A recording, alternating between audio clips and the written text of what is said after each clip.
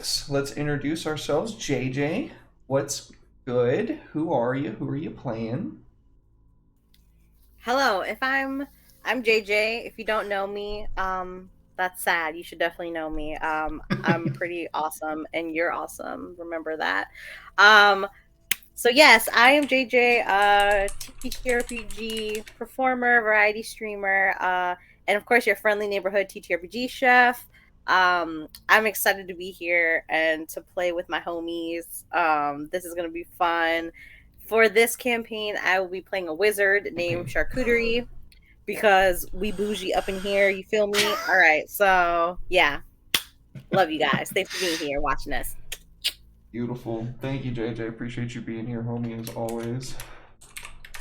Hooli, what's good?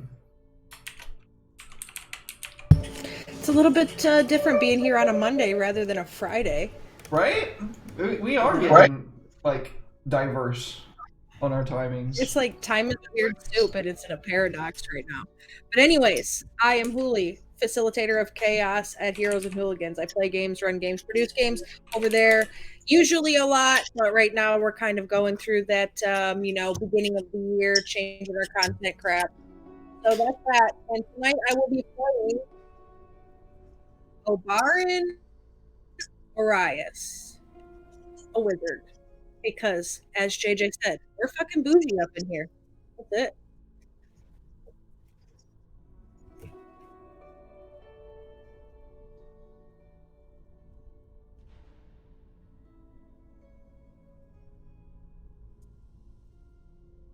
Yeah.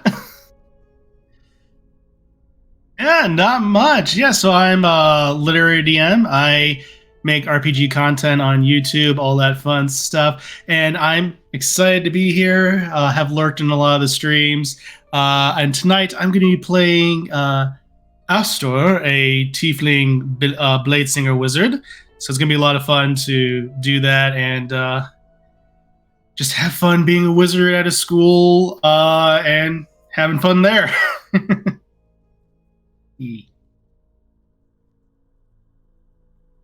Yeah.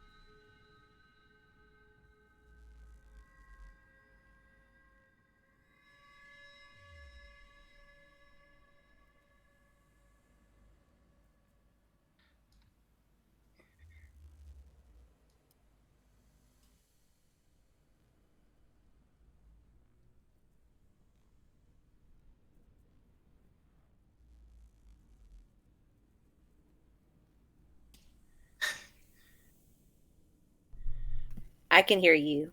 Yeah, we can hear you. Oh, It's shit. Yep. stream fun stuff.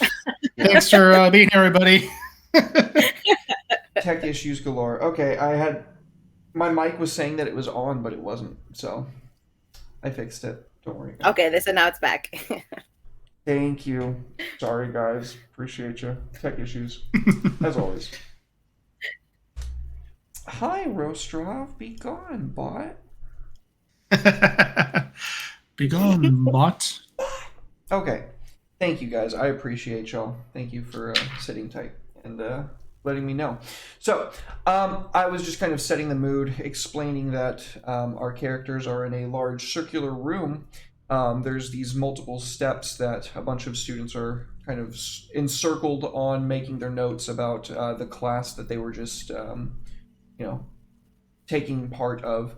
And I was asking them to determine amongst themselves how they wanted to determine who goes first in introducing their characters. Rock, paper, scissors. Sure. You can always Something's roll happened on my end. I can't see Hooli. Oh, shoot. Oh no. Can you hear Huli? Huli, say something. Nope. Huli, say something. Can Nope. you hear me? I was quiet. I didn't say anything. I can see all of you. Can you not hear me? Or not? Can you hear? Can you hear Huli? Lit? No, you can't see or hear her. Oof. First stream. Cool, great. Okay. Oh, now she froze. You wanna no, she's exit and back. re-enter, Huli? I'm sorry. I don't know what's going on. I don't know why it's being such problematic tonight. I'm sorry about it, folks. Eh. Technology is only good until you need it to work, unfortunately. Yes, the gremlins have indeed attacked tonight. Yes, That gremlin. Yeah, for we're- sure. I'd be like that. Can you see Huli now, Lit? Yes, I can. Alright, Perfect. welcome back. We're all good to go. Okay, who wants to go first? I'll go first. Thank you, Jaden. Okay, so you will see my character. All right. So I'm a human wizard, an evocation wizard. My name is Char Kudari. My friends call me Char. And I have lovely curly short hair. And I am dressed in the most gaudy and ostentatious robes that you can think of that are full of just like gold and jewels and all types of stuff. Like I am that's who I am. Yes. Beautiful. Respect. Very good. Who would like to go next?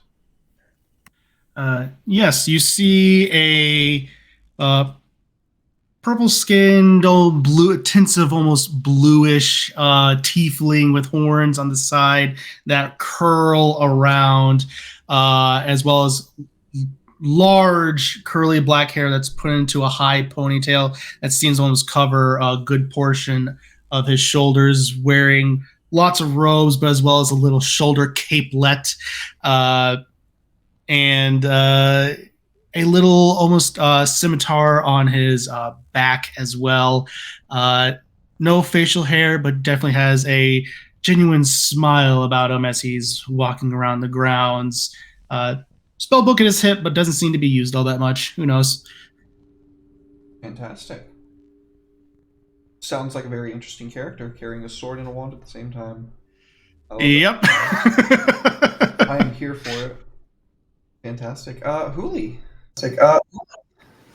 I would say you see my character, but chances are you probably don't because she's small and likes to be hidden. Is she a gnome? Is she a dwarf? Is she a halfling? You don't know. You just know she's small. And she has on this leather jacket rather than a cape or a wizard's robe, anything like that. Very out of school uniform, but it's like a long flowing leather jacket. It's covered in dust and dirt, like she's been digging around in a pit somewhere. A pair of goggles up on her head and an unlit cigarette hanging out of her mouth, just there. And you hear these sort of long, drawn out hooting noises, not standard hoots of an owl, but when you hear the hoots, you can find Orabarin because you see her little pet that she has with her. And you think it's an owl until you look and you see a small white sheet draped over an owl-like frame. I love the L. I had a little And booster. I had to I put love that in there that. for him. She's furiously scribbling in a book that's very battered and tattered on the outside. But the only thing on it that isn't dirty and disgusting is this emblem that is kind of raised up off the book, matches the clasp on her jacket, and it's in the shape of a skull, but not like a human skull or anything like that. It's got some horns that kind of come up off of it. Very tiefling-esque, but a little bit darker. Very Bafo realmy sort of feel. Kind of bestial looking. Yes. Very. Very cool. Awesome. Okay. So,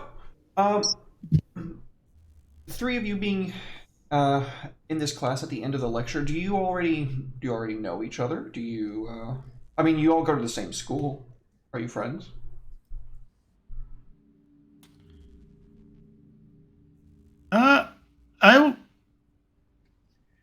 I'm not sure. It sounds like Orabara. My guy may not have noticed Orabara, and based upon the description of, you may not have seen her around. I would say she's not really friends with anybody, but definitely the kid that you come to when you need the extra tutoring in your necromancy classes, because that is her specialty. So she's like hard in the books in necromancy class, top, any extracurricular activities or anything involved with that is her favorite thing to do when she's in school. So it's like that nerdy kid that nobody notices until they need a project. Gotcha. Okay. Yeah, okay. I'm gonna say that Char's friends is everybody's best friend, even if they don't know it.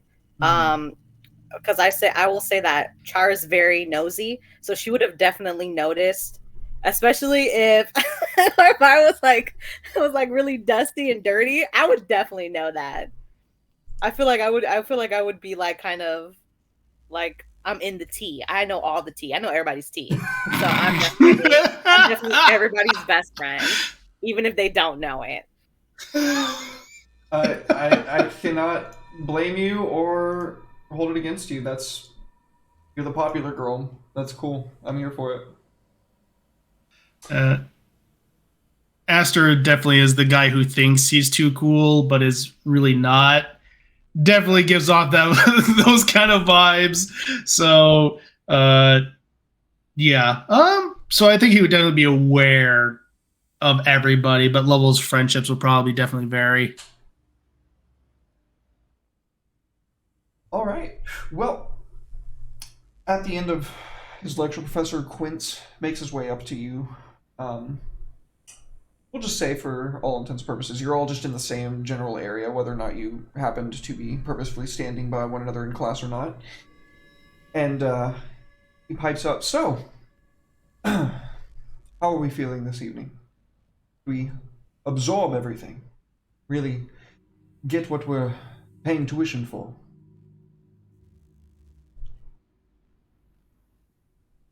Sorry, what? Absolutely.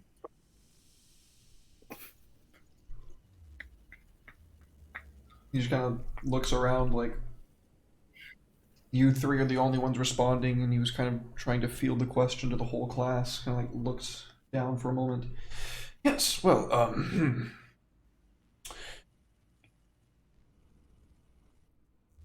how are your studies coming along? You can give me an insight check if you want. Yeah, sure. Why not? 6. What are we rolling? You can roll an insight check if you would like to. You're asking if you're paying tuition, Huli. In some way, shape, or form, tuition is being paid, whether it's being paid by the state or being paid out of pocket. Yeah, it was kind of like this. Wait a minute. I'm paying for this? Jingle my coin pouch. Realize there's like 4.5 coppers in there. The half one has some bite marks, and I'm gonna tuck that back in my pocket. Yeah, definitely paying for it.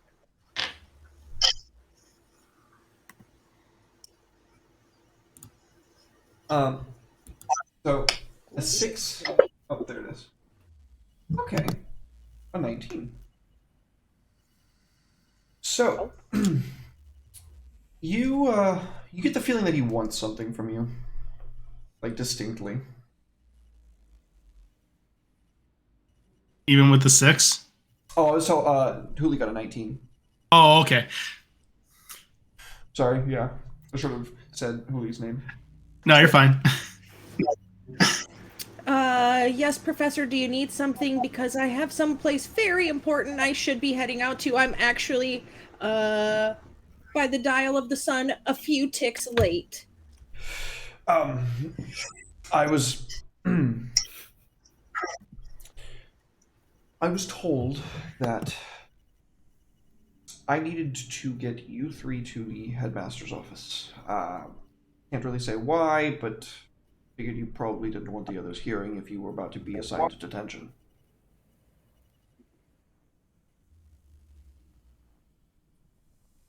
Assigned detention? Wait. When they told me to stay out of the catacombs, I listened. I should not be getting into any trouble. This dust is from the garden. As I said, he did not tell me what it is about. Merely that I was to ask you to attend him after class.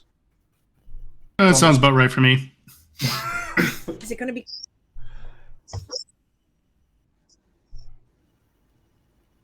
Oh, gosh. Okay. All right. Come on, Betty White. We have to go. And I'm going to pick up my owl, which will definitely not fly. Wait, the owl's name is Betty White? The owl's name is Betty White. That's fucking brilliant, movie. That is positively brilliant. Oh my god. I love that. I love this owl. They're bootyful. Okay. JJ, do you go with them as well? How do you respond to this information?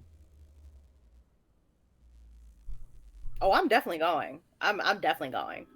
I'm like, oh, y'all trying to leave without me? I don't think so. And I'm gonna follow. Very fair. Do you guys go straight there, or do you cut?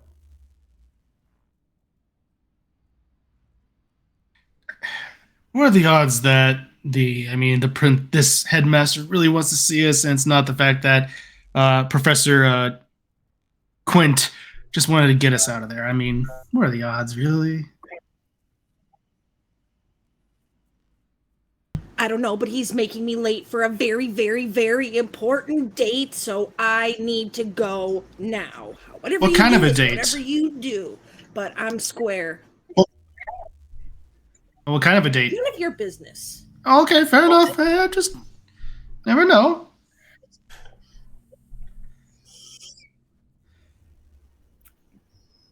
I mean, I think we should go. Maybe it's tea time. Maybe the headmaster is trying to share some tea, trying to spill the tea. Come on, let's go. All right, let's go.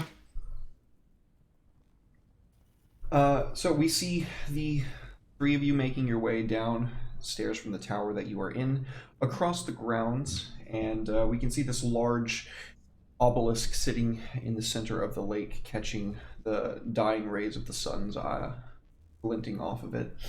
As the three of you make your way into the College of the Immaterium, or excuse me, the College of the Arcane, which is kind of like just a big fuck off library. It's like multiple towers jammed together.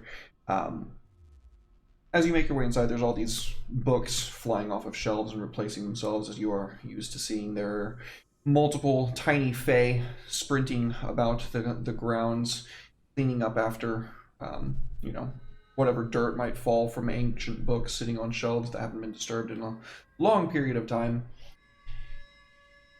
And up you go to see the headmaster. You find a rather large and ornate set of doors, bejeweled and trimmed in platinum and silver, that open as you arrive to the landing.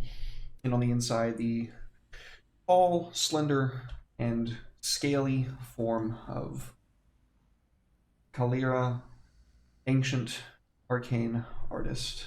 The headmaster of the College of the Arcane, a dragon, greets you in her elven form. She still has scales. Welcome, students. Please make yourselves comfortable. She waves her hands and a sprout of tea begins to pour for each of you.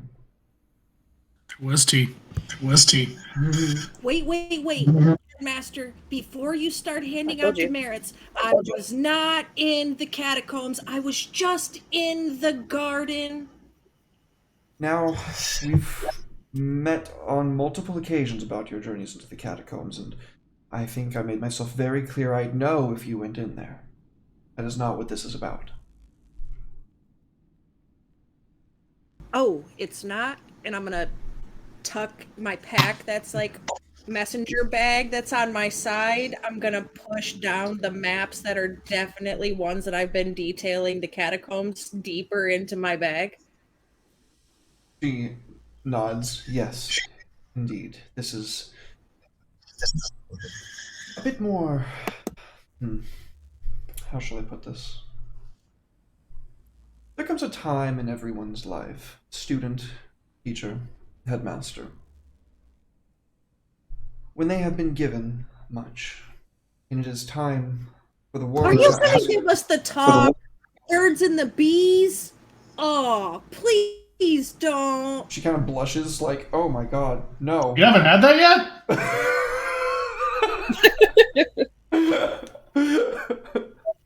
Like, Yeah. I'm just gonna be like sipping my tea, looking like, "Oh, girl, we about to really get it. Let's go." She goes, no, I was going to ask you for a favor. Oh, thank What kind of God, favor? because when you started off with that, there comes a time in every young person's life, all I could think about was my mother, and that was a terrible conversation. Thank all of the wizards above that you didn't go any farther.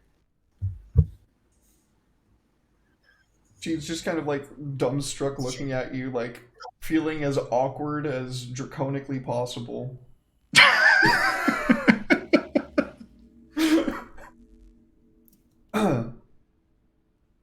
Anyways, I suppose I should get to the point.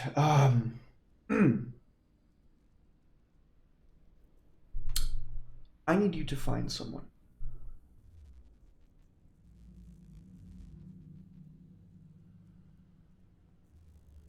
Like a baby daddy or what?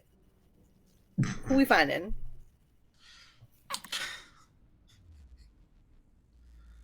I don't remember.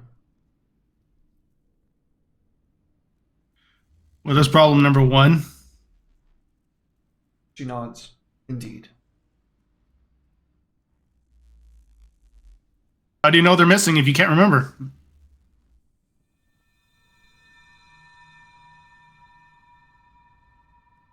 Are you familiar with how a sieve works? It's a alchemical concoction. Extract the synaptic sequence of memories to be distributed to others. Please. She pulls out a like a crystal orb, but it's not completely an orb. It's got like multiple different segments on it. It's not a regular like shape at all. And as she puts it on the table in front of her, there's this little stand that like comes out of the table. She takes out her wand and taps the crystal. Please put your wands to it.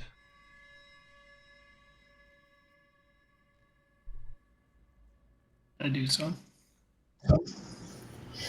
You can see in the swirl of the center of it, lights kind of passing through this dense fog, a swirl of mist that begins to fade out from that slot in the table, kind of fill the room around you.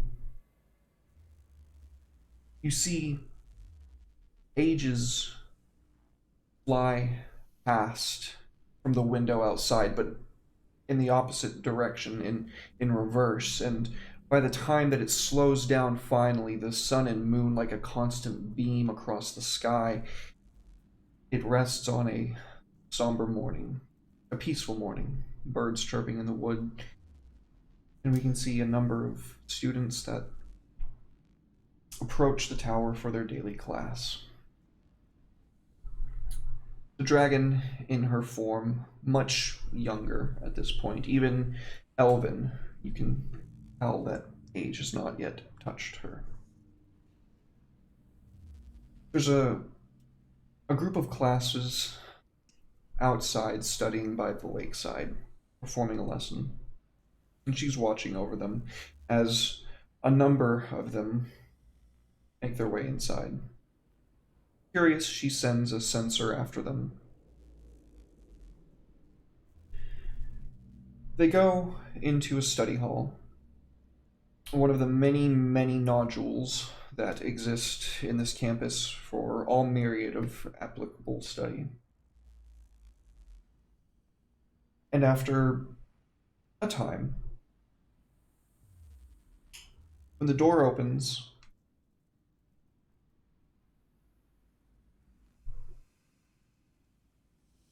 roll history check.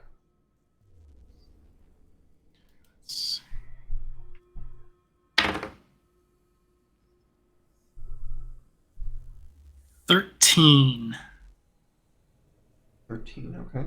Oh, JJ. Oh, okay, you're good. Oh. I thought we lost you for a second. I got scared.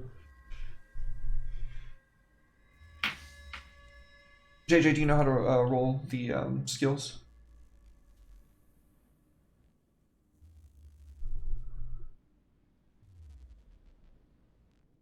Is she frozen? I don't see her here. No, you must teach me, Okay, Sensei. there she is. All right, so if you go to your character sheet and you see the skills tab, Oh. it's going to be on there. Yeah. See it? And then you can just grab the where it says +6, and then you can just drag that into chat and drop it, and it'll roll the die for you.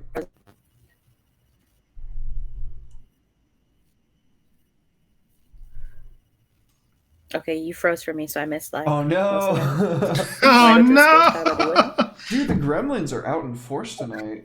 They are. So, if you go to your character sheet and you go to the skills tab, you see where it says history. Oh, wait. Oh, you did it. Good job.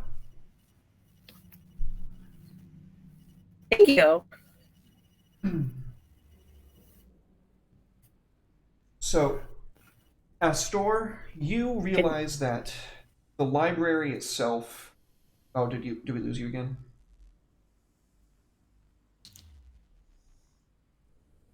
Gosh. Eee. For mini Jim. Okay. We'll power through it. Yeah. Would not be the first time. All right, you back?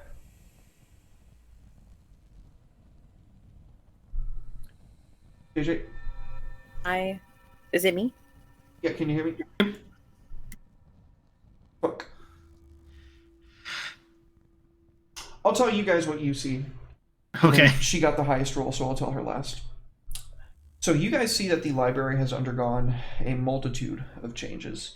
In the amount of time that the school has existed, which is forever as far as anybody really knows, it's kind of changed oversight for or changed overseers, I should say, very few times. Very, very few times. To the best of your knowledge, this would probably be about the time that our headmaster here stepped into her current role.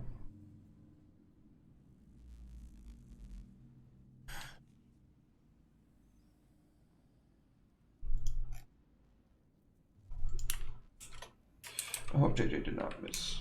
Okay. I was just about to say, I hope JJ did not just like completely lose power or lose internet or something. Okay. So, I was explaining to them that. Can you guys see me now? Yeah, we can see Yep. you. We can hear you. I was explaining to them that. Yeah, this... I have stream open, so I heard it. Oh, okay, cool, good deal. JJ, you notice one additional thing. The people that went in there was like 7 people. People came out was like 4.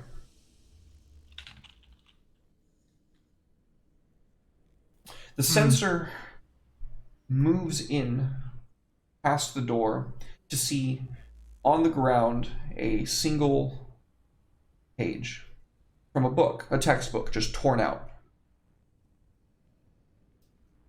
This page is kind of the last thing that you see before the vision ends, unless you guys have any questions that you want to try to notice before it comes crashing down around you.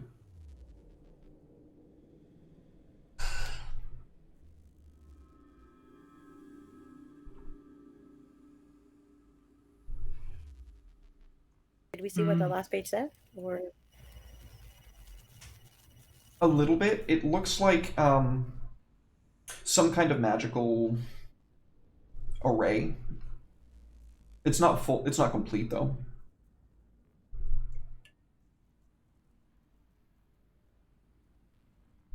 All right. As she withdraws her wand from the sieve, the vision coalesces back and the smoke stops pouring out of the center of the table. She takes the crystal off and puts it to the side, and then she takes out an aged piece of paper and puts it on the table before you. The same paper that you just saw in the dream vision, I guess. 2 of the students we know had families that came asking for them. Parents. We do not know anything about the final student. This is the only thing left. And we cannot find any trace of them.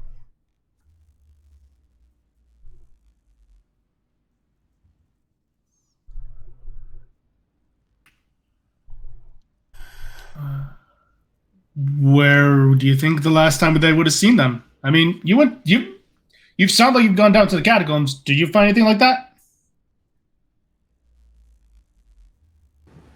I haven't been to the catacombs in a very long time because I was explicitly said I shouldn't. So I haven't. So I haven't seen nothing. I haven't done nothing. I haven't learned nothing. I wasn't saying you did. Kind of like in the shin. I'm gonna kick you in the shin. I wasn't saying that you've been there recently. Just maybe you had additional clues. All that's it.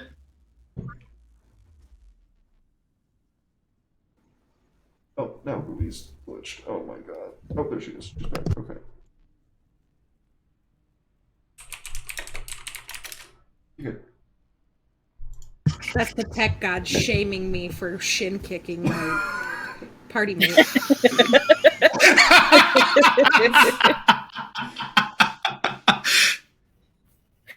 The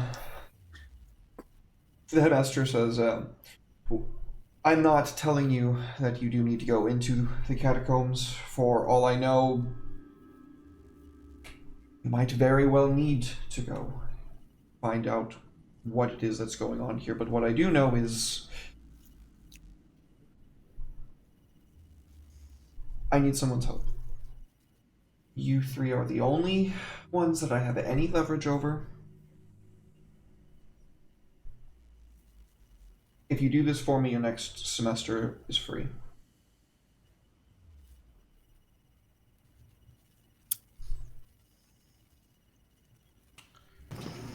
I like the sound of that. Free fitty is my favorite price point. headmaster.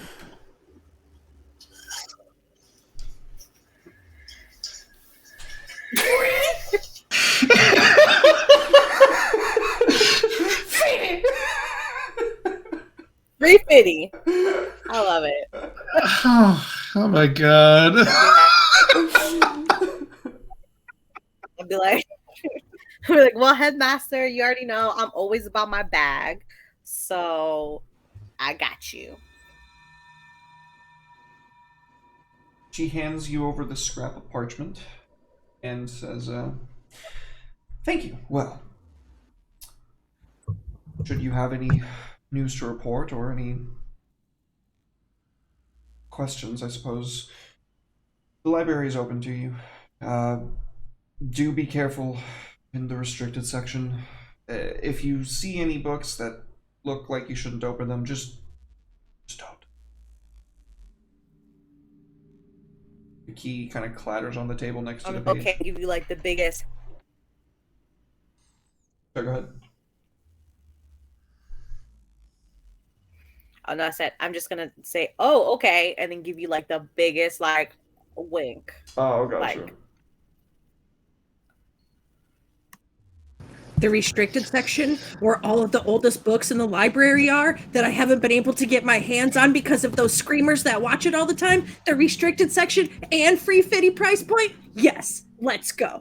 This key. You're bringing this key back to me once this is all over with. You understand that, right? Yeah, I definitely understand. You know what? You know you're what? saying to You know me. what? She grabs the key and she casts a spell on it real quick. I can't have you making a duplicate of that. I was literally thinking we should make a duplicate. I was thinking, let's do it. The wind is kind of knocked out of my sails in that moment, and I'm just gonna haphazardly swipe the key back off the desk, like the way your little sister does when you take something that's yours and tell her she can use it, but she has to be very like not doing the thing she wanted to do with it, but still takes it anyway. That's what I'm doing Oh, right now. I understand.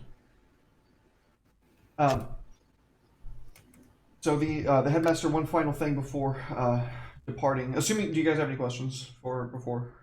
Oh, okay. One final thing. She casts one final spell. This is a little bit of that sponsored content that we get. I actually love this spell. It's fantastic, and I would use it in my home game and my stream games. I don't really have home games anymore. It's called Love Knows Love. It's a 5th level spell from the Evocation School. Up to 5 creatures you can see within range are mystically marked by you for the duration. You are able to sense their whereabouts for as long as you are on the same plane of existence, and tell if they are healthy, hurt, or dead. If the creature is hostile or unwilling, they can make a charisma save to dispel the effect. When you cast the spell using a slot of 7 level or higher, you can extend the duration to 24 hours. If you use... okay.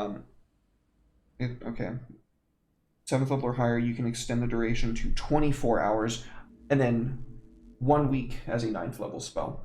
I'm going to say that she's going to go ahead and use her 9th level spell slot for today to cast this on you guys for a week.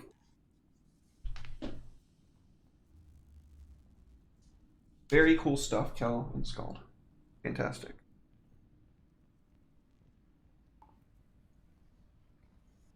All right. Well, I think that's probably the good time for us to take a break. It's been about 45 minutes, an hour. That's usually where I like to take my first break for setting. So don't go anywhere, folks. We're going to take a quick 5 to 10. We'll be right back with more Wizards, Wands, and Wards. Oh, my.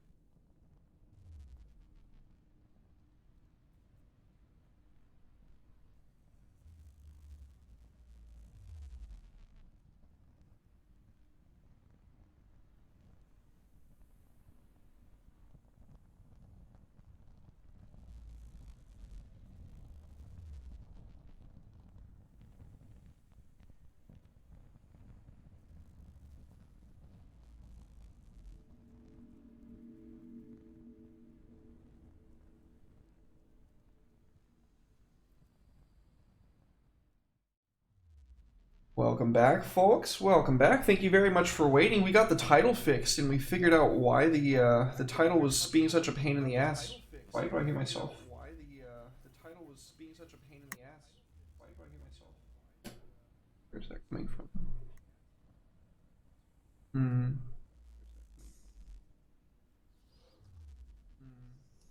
Oh, I had the Twitch tab open. I am just such.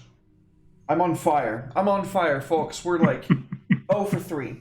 Anyway, we did get the title. We did get the title fixed, and we realized why last time it wouldn't let us title the stream the way we wanted to is because apparently you can't have the word queer in your title. Which, while I don't, I think Lit put it best. While I don't agree with it, I do understand.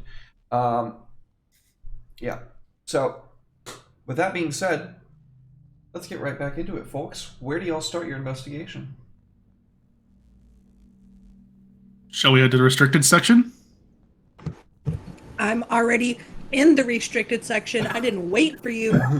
And there are black marks across the floor from where my feet just. A fucking Looney Tunes character just near.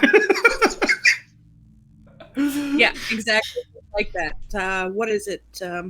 Roadrunner. Yes, okay. Roadrunner. Yeah, all the way there. Past the howlers, past all of the librarians, smuggest look ever on my face as I'm bucking and trucking my legs as fast as they will move, those little tiny things. In all of my existing, both current and previous, I have wanted in this place, and now I'm fucking here with the key, and you can't tell me no, and I'm going in. And so are my friends. They're my friends now, and we're all going in. The librarian certainly doesn't look happy about this, but seeing the key from the headmaster themselves does not stop you. Steps out of your way and says, just... I'm sure you've already been told, but it's worth saying twice. If you see a book that you feel like you shouldn't open, please do not open it.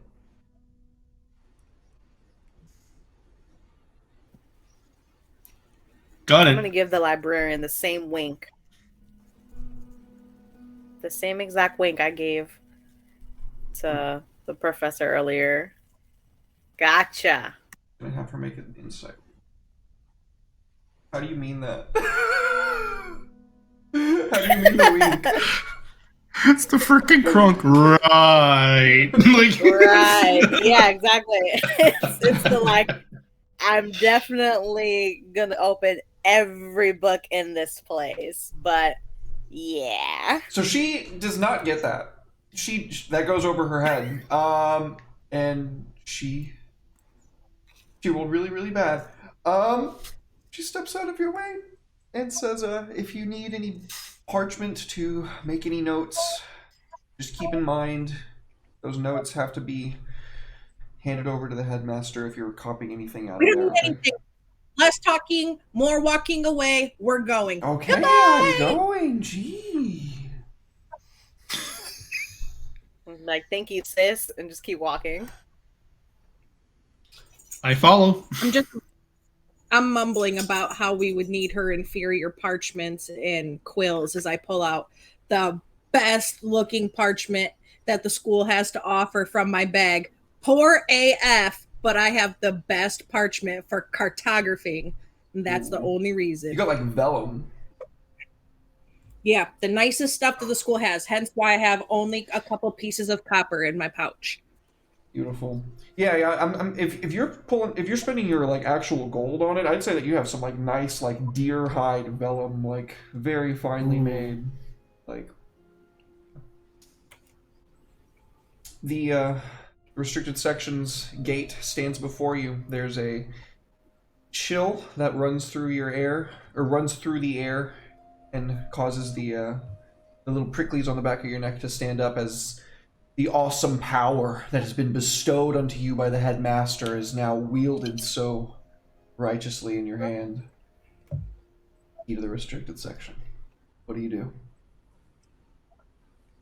I'm gonna hold the key up in the air like it is my sword. And I am on the cliff of destiny. And I'm gonna say, oh.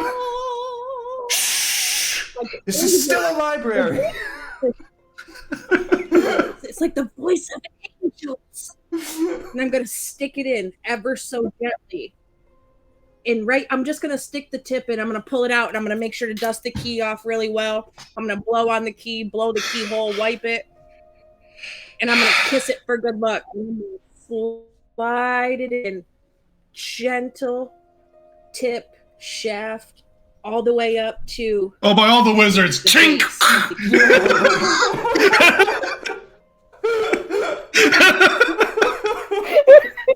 With a ghostly. I'm just gonna look at you like you ruined the moment. Like you just blue balled everything I have ever dreamed of. From this. Oh, was that too fast? Worst 30 seconds of my life. Oh, usually it's a little bit longer. A little bit. A little bit. Just a little bit.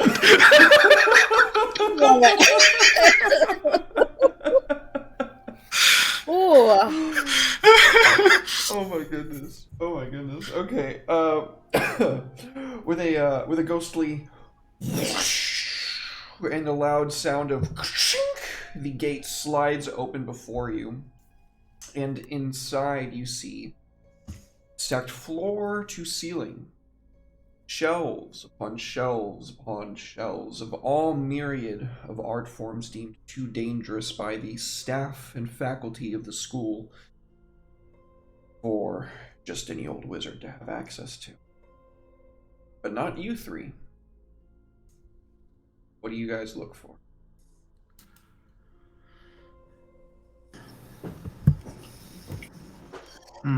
Let's see. What should we look for, or what am I actually looking for? That is the question. Yeah. We'll go with what you're actually looking for first. Well, they kind of biggest- take a moment to think about what they're actually going to be looking for. The biggest, scariest book. No, Investigation I'm looking checks. for Okay.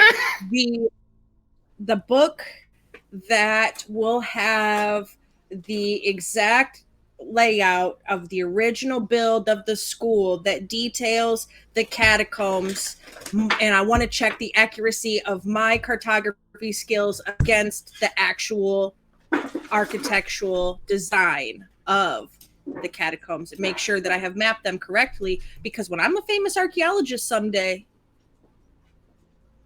I'm gonna know where I started. I need to make sure that my start is as good as my finish. Uli, that was brilliant. I'm going to ask for probably a series of checks from you in just a moment after I resolve this with Astor. You looking for just the biggest, scariest book you can get your hands on? Yep.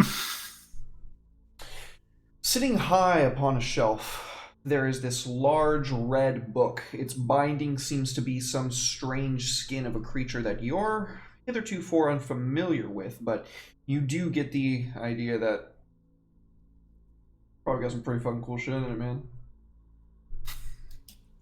All right, we're gonna go and try and get it.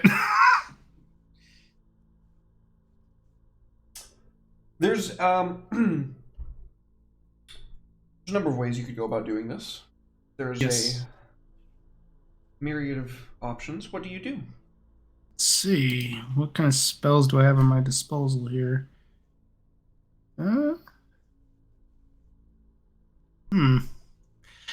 Is there any like ladder nearby, I should say? The most simplest question first. Yeah, absolutely. There would be one of those like kind of bookshelf ladders that like rolls around on the tracks on each side. Great. We're gonna go ahead and use that. Very good. The book is heavy in your hand, and you can see the gemstones that are placed into the four corners of it glinting in the darkness, beckoning. Open. Is All right. Say. And I open it. Could everybody please roll initiative for me? I'm sorry. Oh, Oh god, I was not. no. Where's my initiative?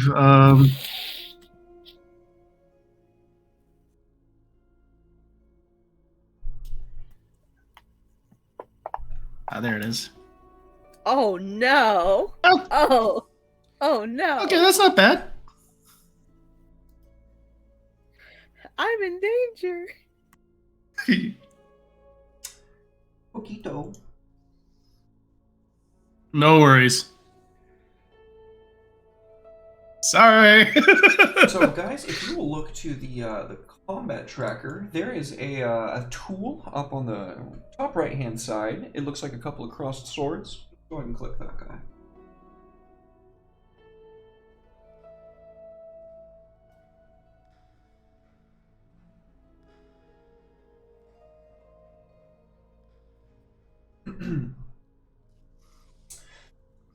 All right, folks.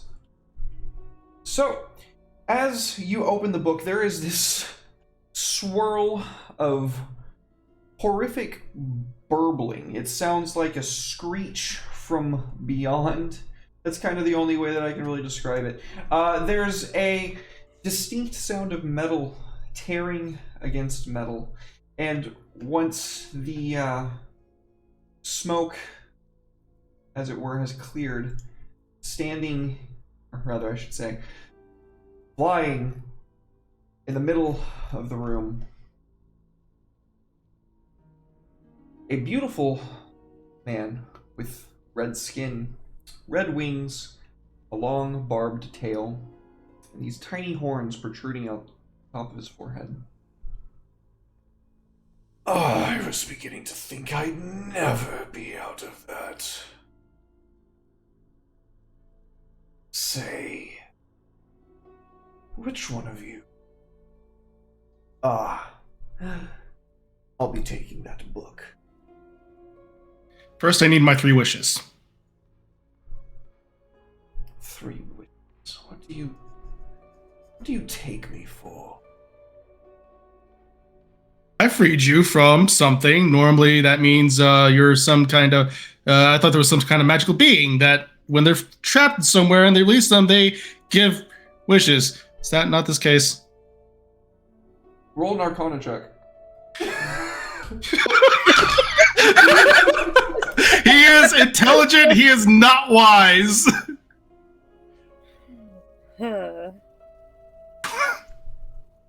23. What is before you is a fiend from one of the lower planes. It is a Cambion, a officer, I guess, of lower level devils that serve on the infernal warfare. He is not bound to give you 3 wishes, but being that you freed him, he might be a bit grateful.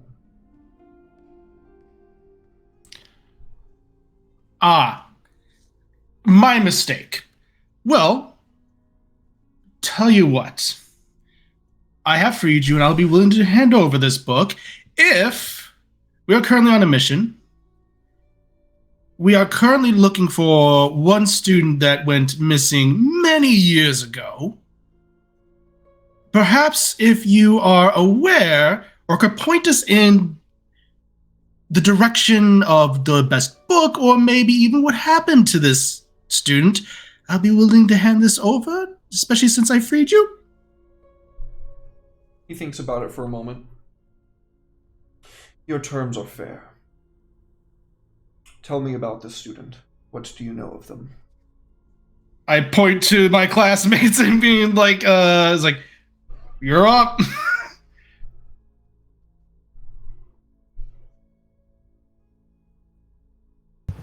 Well, you see, good spiny-tailed sir, we don't know anything about them to tell you, but we do have this magical page.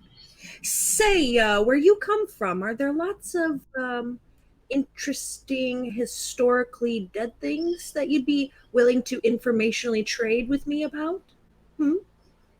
Historically dead things? What are you after? well, I don't know, great creators, great architects, anybody freaking awesome that's been dead for a really long time that I could learn some things from. That's what I'm after, always, of course. And if you have anything shiny, I think my shiny friend likes shiny shit too. That's 3 things for 3 people. I think that's fair. I see what you desire, but I see what's stitched inside. I know what you. Do you think to construct something Well, that will surpass time, that will eclipse once your tattered being barely hold on to this corporeal form? yeah, so many maps to make and not enough life to allow me to make all of the maps. I'm sure you understand. I merely went to hell and was remade into this. I would never do what you've done. Hey, I didn't do it. I didn't ask for this. Okay? All I asked for was information about this. I already see my therapist 3 days a week, and she says I'm making progress and I'm doing really, really well.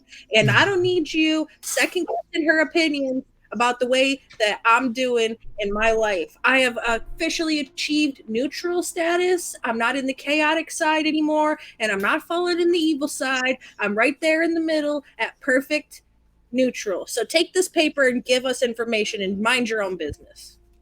You're wizards, aren't you? Have you just looked it over? And I hands it back. I'm not a wizard. I can't make sense of this. Yes, we definitely thought of that already. Yep. So you don't know anything about the student that you're looking for. How am I to help you here? I would very much like that book. You know,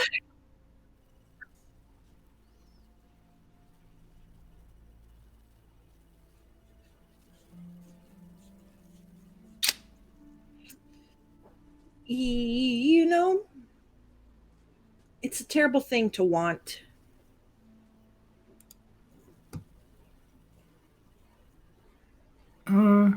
Let's see. Well, there was. Do we remember? Okay. Do we remember how long ago it was? It was about when the current headmaster first came on board. Which would we know roughly how long ago that was? You can give me history checks. All right. I'm all right at that.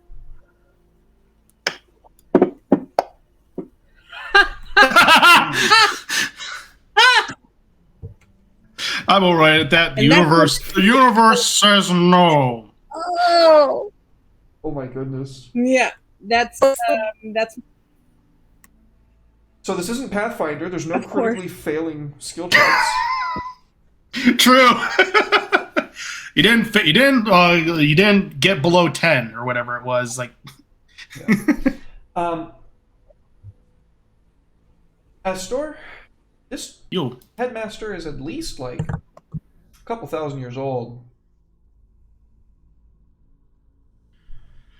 Well, one thing we can tell you is that it was a long time ago when the current headmaster is at least 1,000 years old. So, not sure how long your kind lives for, but maybe you've heard about some sort of an event that is connected to the school that occurred nearly a millennia ago.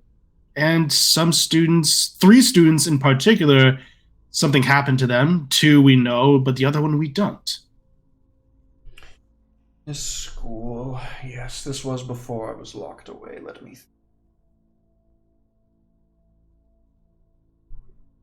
Yes, I do believe there was some incursion. We actually almost had to dispatch a few of our own to see to it. Some demons broke through the veil here.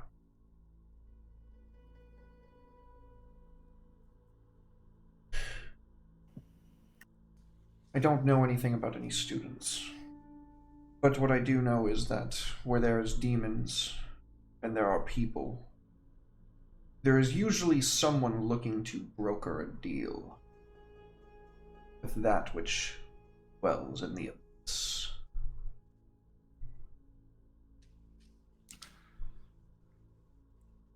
Astra's gonna look down to his companions. Do you think that's good? That's good. Do you think that's a good lead?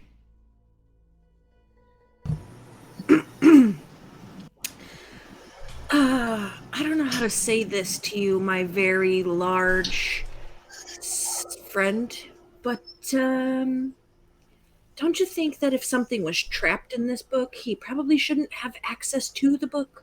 Now, no need to be hasty. We had a deal, remember?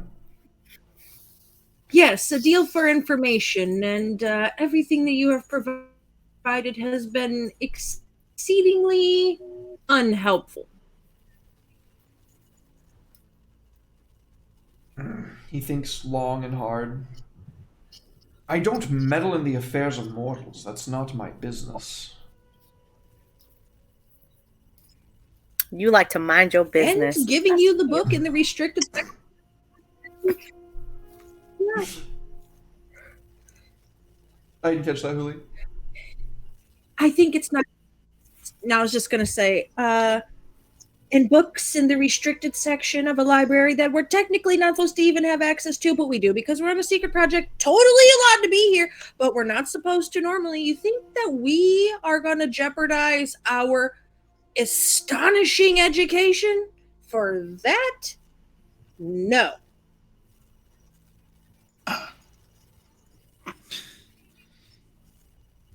So be it. He extends his hand, and in a flick of flame, a black blade appears in the middle of his grasp. He clenches it tight, and we already rolled initiative. Yeah. It's like No! Ezra was totally willing to hand this over for the education. No! Yeah.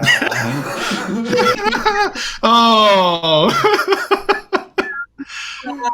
The opposite of a people person is exactly what Orabaran is. She That likes is- dead things. Okay. Talking to people, just a little rough around the edges, right? Right, totally.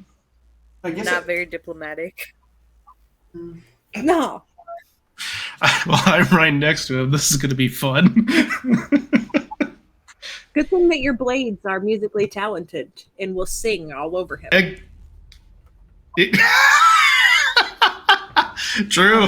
so. He is going to make 2 attack rolls here.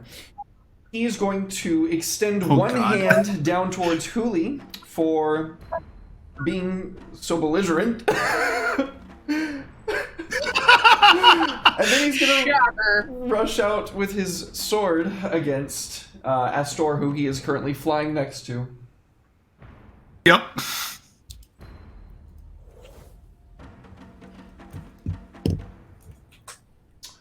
Ooh, that is a hit. For me? Yeah. All right. Well, actually, it isn't. Okay. Because I will cast shield. Nice. So, as he extends his hand out towards you, a blast of fire scores right over, like, it's as big as you are. Oh my goodness gracious. Jesus. I'm sorry. I was like, oh, it's fine. I was like, oh, your shield, nope. Oh my goodness. Oh, I just rolled that damage on himself. That's my bad. That's hilarious. Oh, you're fine. Oof. Yeah, so he just kind of offhandedly blasts at you with this beam of flame at the same time that he just rushes forward with his sword. Not going for a kill strike as much as just like trying to get it between you and the book. Like just like stabs into the bookcase next to you. And that is going to be to Hooli.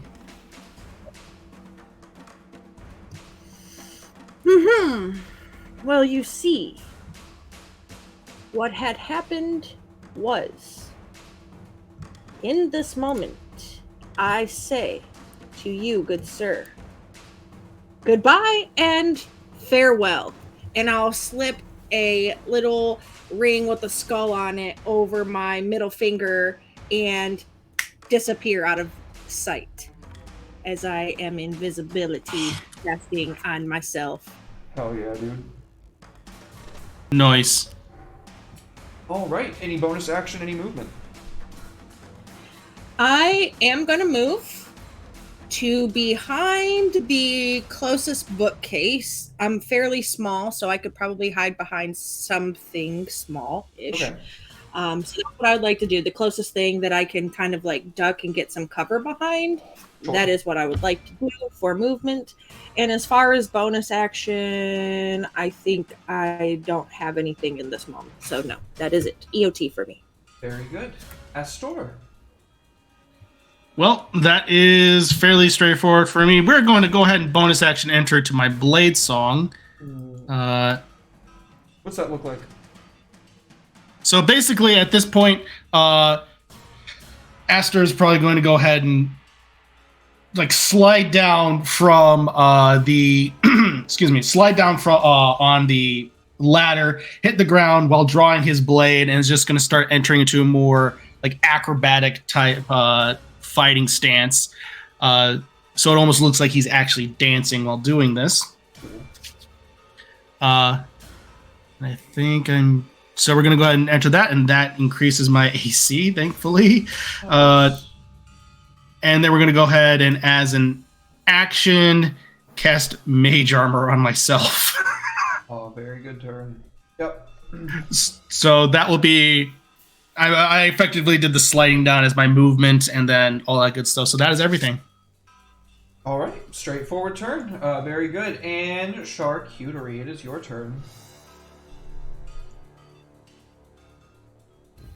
So I'm going to go ahead and cast a Ray of... Ooh, hit him with it. How do I do that? So if you go to where the spell is, you see the magnifying glass? Yeah. So click the magnifying glass, and then you see where it says attack. Grab the attack thing and then drag that over to him, and then just drop it on him. On the combat tracker. Oh, on the combat tracker. Okay. Yep.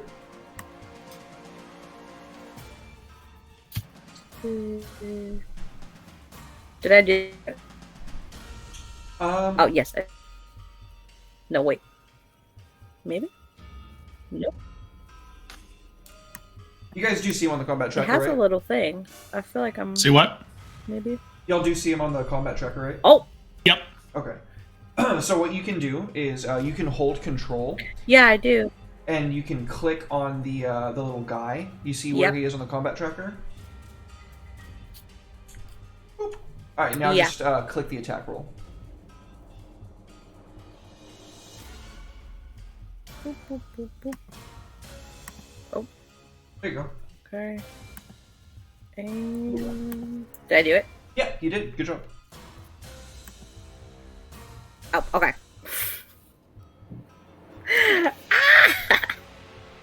You're good. It's got a big steeple learning curve, dude. Don't even worry about it.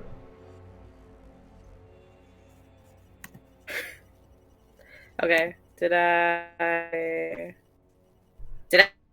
Or... So, okay. Oh, this is a save, not an attack. My bad. So, you see where there's the little die icon where it says save next to the thing? Oh, wait. You said Frostbite or Ray of Frost? Ray of Frost. That is an attack. I am so sorry. My bad.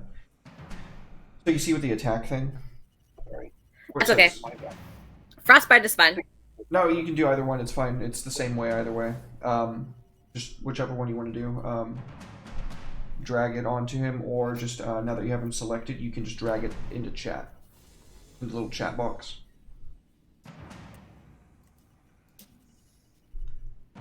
The little chitty box. Yeah. Right. Oh. Can I not? Magnifying glass. Okay. Let's see. Okay, so do you see the little sword? Yeah. Click that.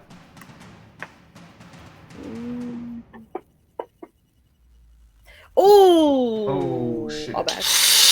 Oh no. So he hears you incanting your spell, and when you fire up this frosty ray at him, he like turns around and catches it on his sword, redirecting it up into the ceiling. Oh no, it's his turn. Rude. I know what he's gonna do. He's going to look at you, Astor, and he's going to say, "Final chance, give me the book."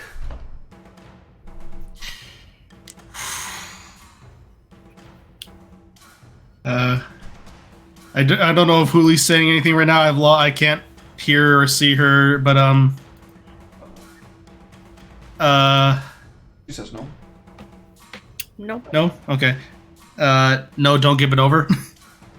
No, don't give it over, or No, I don't give it hadn't over, said or anything. Just no, she hasn't said anything. Okay.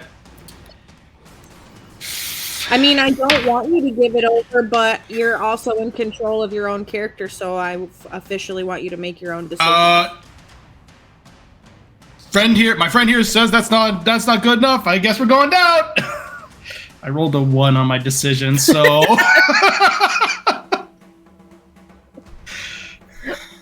He is going to use his action to try to steal your decision and try to command you.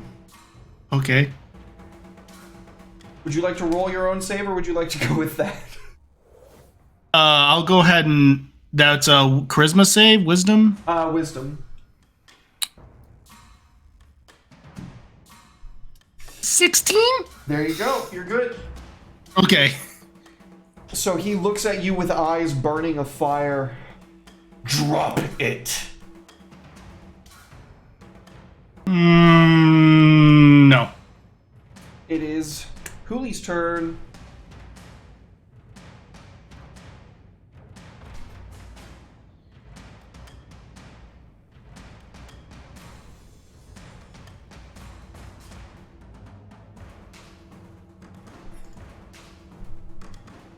I'm trying to get it to let me drag, but we'll see if it. So you have to get the where it says the number, the plus whatever for the attack.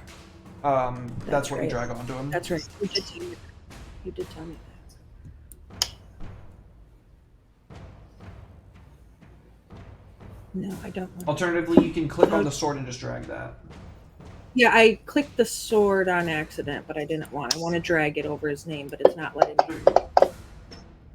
Oh my goodness! Oh no! Yeah, I liked the first one. That was an accidental roll way better than that. Another ray of frost that he absorbs with his sword. Oh Jesus Yeah. Christ! The Cambion has taken no damage, and when he... Oh, hey, you have advantage on that. Roll again. You're hidden. You're invisible. You're invisible. Oh, that's true. Good idea. Good job, you.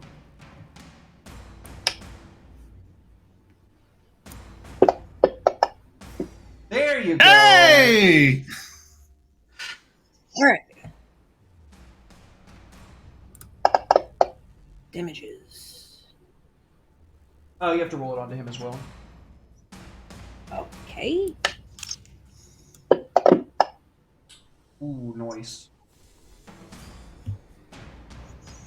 So, And I'm ducking back undercover. I'm gonna say, you really Perfect. need to chill out, and then I'm gonna hide. Very good. Yeah, absolutely. So he doesn't see you, and the ray catches him on the back. But we can see that, whereas that ray in particular would have been enough to kill like 3 normal dudes probably. It's just like a slight steaming mark on his back, which is quickly turning to steam. That is going to Astor. Great. At that point, he's going to, well, guess we're doing this. And he kind of just takes his sword while he's kind of moving around, doing this flourishes. He takes out his sword, and I'm going to go ahead and cast Magic Missile at 3rd level, which is going to send out, if I do my math here correctly, 5 rays, all at him. Just all 5 rays just go blasting, so that's going to be 5d4. 2. Wait. 1. Oh, so if 2. if you grab the spell damage, so if you click the magnifying glass on the spell damage will be there, and you can like holding it while you're like holding that, you can right click for additional d4s. I don't think my spells are listed in here. Poop. My bad. No, you're good. You know what? We're gonna go old fashioned on this one. Cool. I have 5d4 right here. So plus 5, so 2, 4, 6, 7, 8. 8 plus 5. That is 13 points of force damage. Ooh, very nice. Absolutely. What does that look like?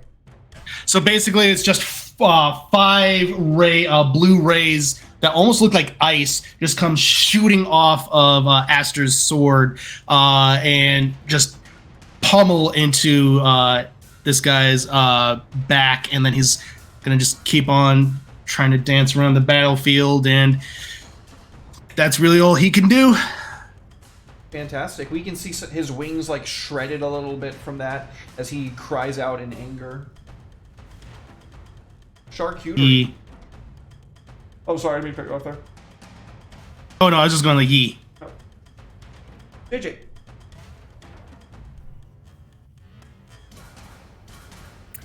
I am going to hit again with Ray of Frost.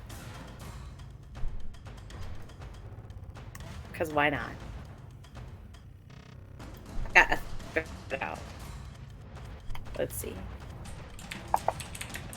Oh my Why god. do these dice hate me? I'm sorry. I'm so sorry, dude. These dice actually hate me. They're actually hating on my sauce, bro. They really are. They really are. There's some straight play haters. Oh.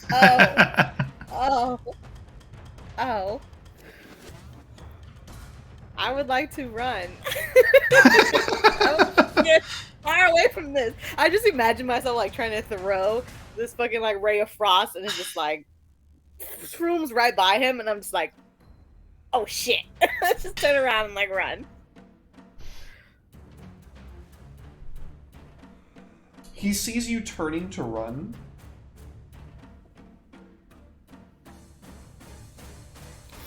I think he's going to say, stop right there. Give me a wisdom save. Oh boy. Oh, it's shiesty. Now it's your turn. Okay, a wisdom save, you say? Mm-hmm. Scared. Okay. It's on the main page on the We right-hand got side. this, y'all. We Where it got says this. wisdom.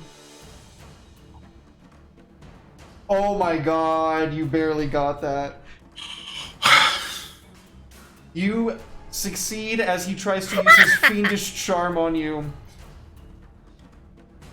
He's like that Be fire like, that I you gotta be hotter than that. that fire that I described last turn. It's like a full-on, just like huge gouts of flame burning out the side of his head. He's so fucking mad that you guys aren't just obeying his commands. It's like freaking Ghost Rider or something. Like,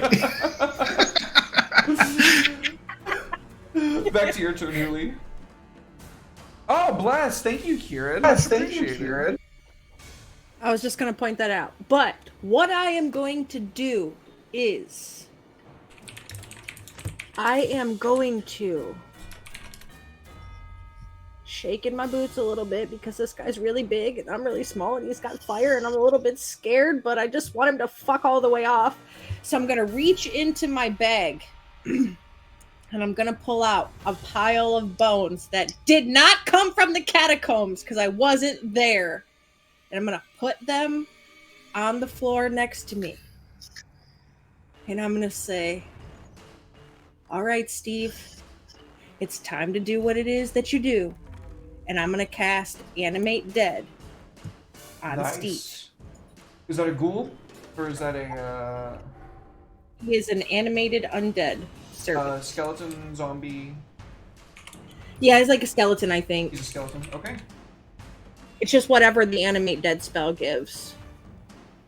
I want to say it's 3. I could be mistaken.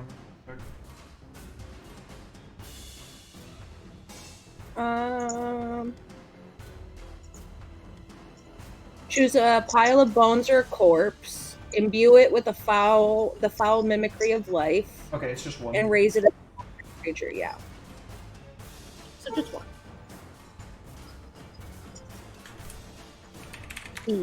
Yeah. Steve. Steve. And I'm gonna say to Steve, go forth and be better in this life than you were in your last. And I'm gonna give him a pat on the shoulder and I'll push him forward. But I want to push him far enough that he gets right up in the guy's face. So that way there's some kind of like, what the hell is going on? Confusionness here. Okay, I'm assuming Steve is going to make an attack roll at this guy. Yes. You can use that stat block to do so. Scroll down to where it says his attacks, and you can just drag that onto the enemy. Oh, this is fancy. Alright, so his attack is a... Wow, that 18 teetered there for a minute. It really wanted it, but then it said no. I saw that little. Says, get fucked. So, Steve just like, his arm, he goes to hit, you know, with the sword, and his arm kind of just flops over. Sword's really heavy. He's just like getting his footing of being back around for a minute. And he just kind of like turns his head over his shoulder, creaks a little, like, you didn't see that, right? And then he turns back, and if he could smile, he would do like one of those like sheepish smiles, you know? And that's it for me and Steve. Fantastic. Aster, your turn, bud. Perfect. He's gonna look at the Steve, and he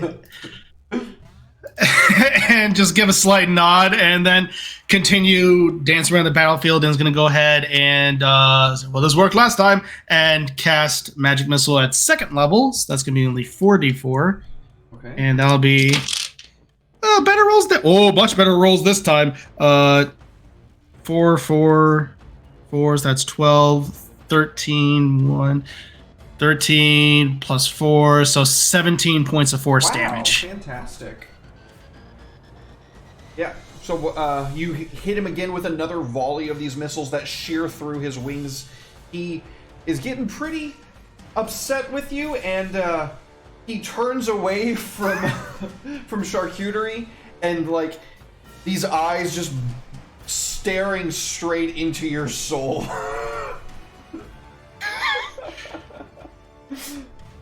If I'm going to hell, I'm dragging you with me. That is all. I will go back, and I'm taking my book with me. All right, drag you down with me. Let's go. JJ.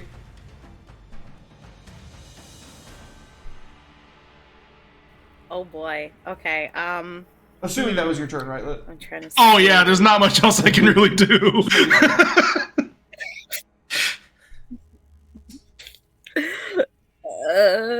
Let me see.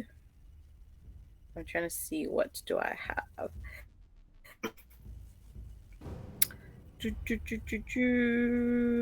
Okay, let me see. I think what I'm gonna do is, let's see.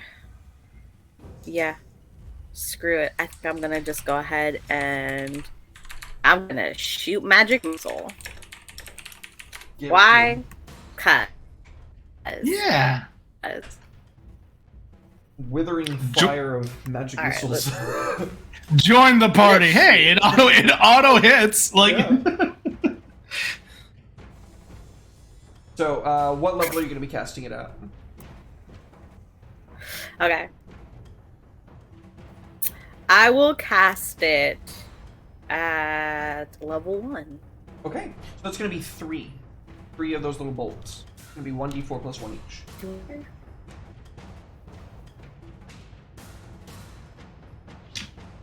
Or plus 1 each. Yep. Oh, alright. So do I just So the damage under the magic missile where the magnifying glass is, you can just drag that. do I up just and do it forth. 3 times or like? You can just do that 3 times, or you can hold it and right click twice to generate the additional dice, and then we can just add the additional damage on top. Okay.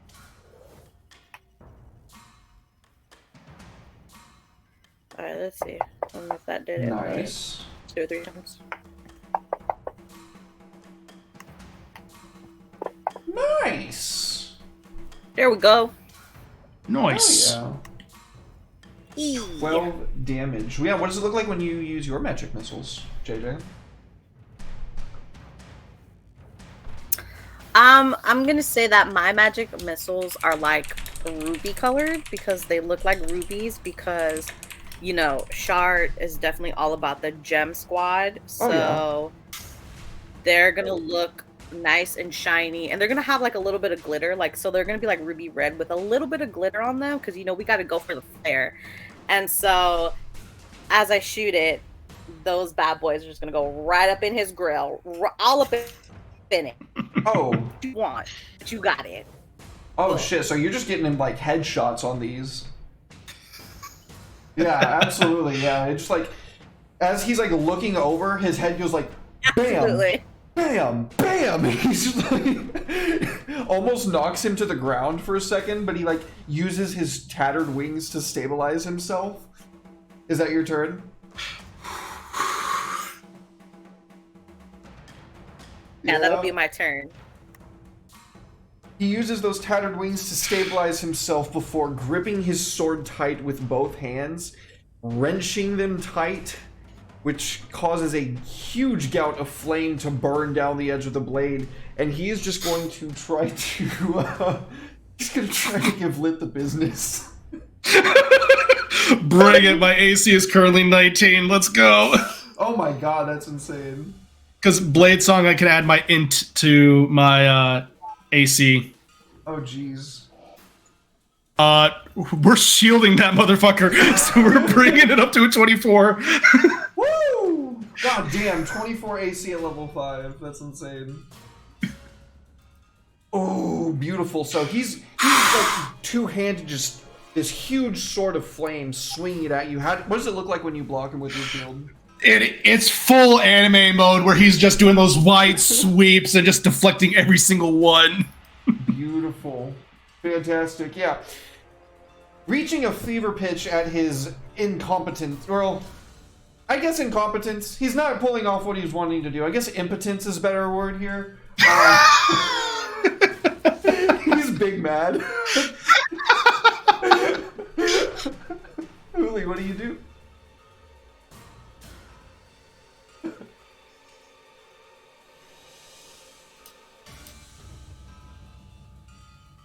Ooh, you want to use Nothing. that one of those blesses? That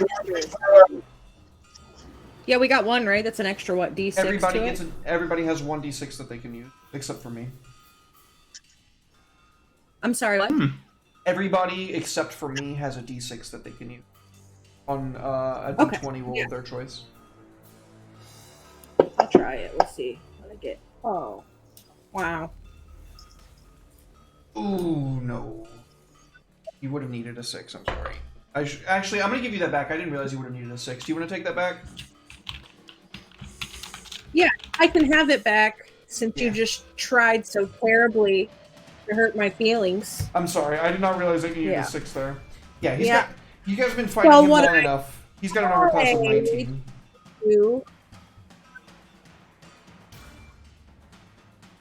What I tried to do was he wasn't paying attention because he's got Steve in his face and he's got Aster in his face and he's trying to chase charcuterie away, but he did not notice Batty White sneaking up on him. And Batty White was going to try to give him this chilling touch of "go fuck yourself," and it didn't work out very well. So when you lunge But- at him... Go ahead. Oh no, not me, Batty White. Oh, I'm Batty staying White. hidden. Batty White. back. Okay. So when Yeah. Batty White tries Yeah, to you can- swoop down on him, he just like reaches out with one hand, grabs the bat, which is like looking at him right in the face, and just like hurls him away into the wall harmlessly. It doesn't do damage. If you knew what was under it didn't hurt. It didn't hurt. It was thematic. To show that this guy's an asshole. Fair. Batty just That's had the the end. dizzies. Yeah, pretty much. You just see like a bunch of little birds floating above my undead bird's head, you know, as it just kind of lays there like me against the wall. All right. All right, Go ahead. and then Steve. Oh, yes. Don't disappoint us now, Steve. Damn it, God Steve. damn it, Steve. Come on, Steve. Yeah. Steve's blade, like, Yeah. cuts down on this guy's exposed side, and we see that the sword just doesn't do anything to him, fortunately. Astor. Well, this seems to be working on him, so he's right up in my face. He's like, "Ah, great, you're here." Bam! Magic missile right in the face. Oh, God. At second level. Give it to him. Let's go. Come on.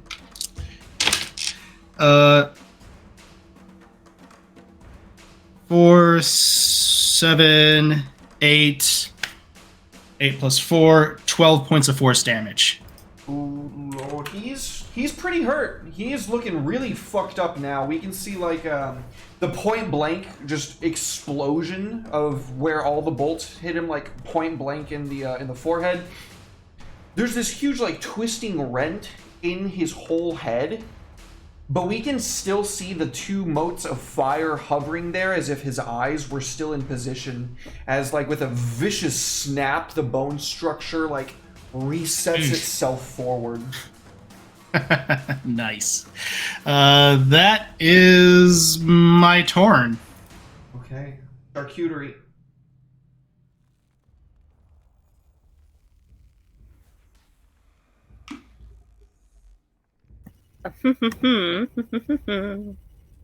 Yeah, I think I want to do magic missile again. If I Let's go.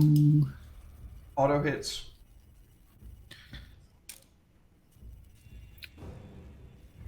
bet, let's do it. All right, so that's 3.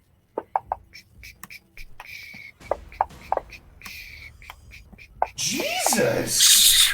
What the fuck? Damn, looking. What the hell was that? What does that look like when you just do fucking 14 points of damage right there?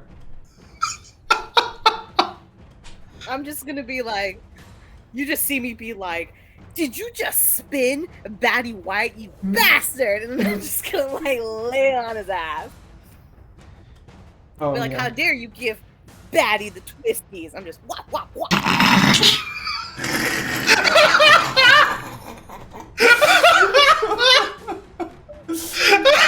Oh my god. That was Yeah, no, amazing. screw whatever we're on. Now this is just straight up vengeance for Batty White. Up for Batty. Oh Up my for god. Batty. So we can see that with your blows, he is hanging on by a thread. There's like huge Good. swaths of his form that's just been shredded, and it's not like there's meat in there. There's nothing. It's like smoke and like kind of like this mist that kind of like just billows out. It's not a gory or not even necessarily that bloody of a scene. It's just a lot of ephemeral dust as this creature, with his very, very last attempt, he's gonna make a break for the book. Where is the book? It would be slung probably toward my like left hip toward the back. He's gonna try to cut it loose. Okay.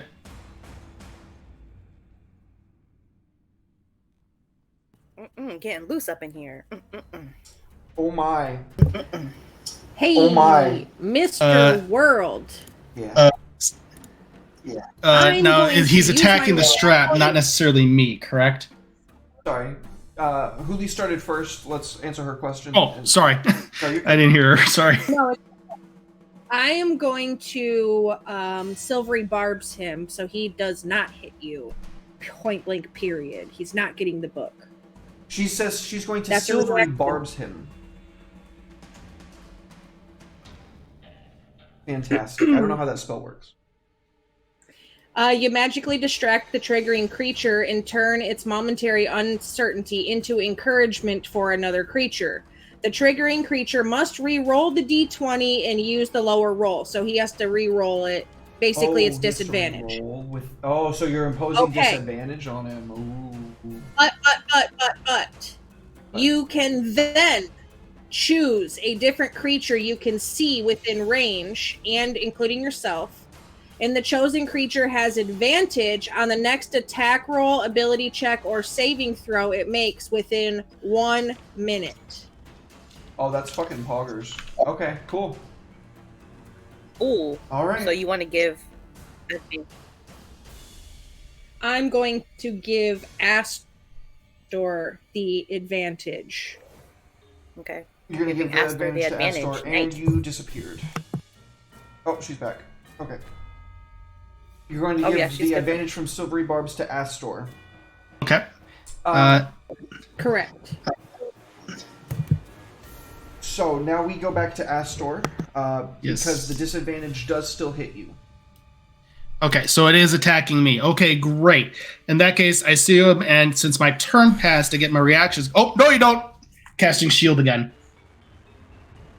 You get the shield off, and you block his first strike.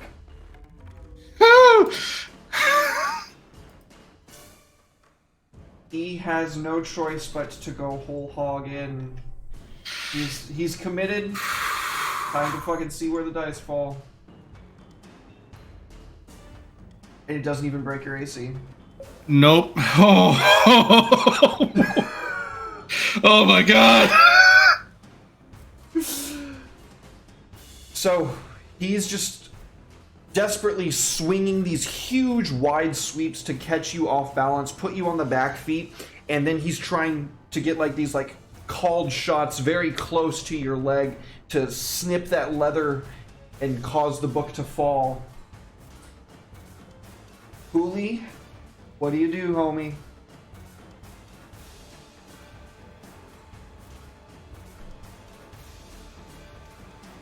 How do you kill him? Yeah!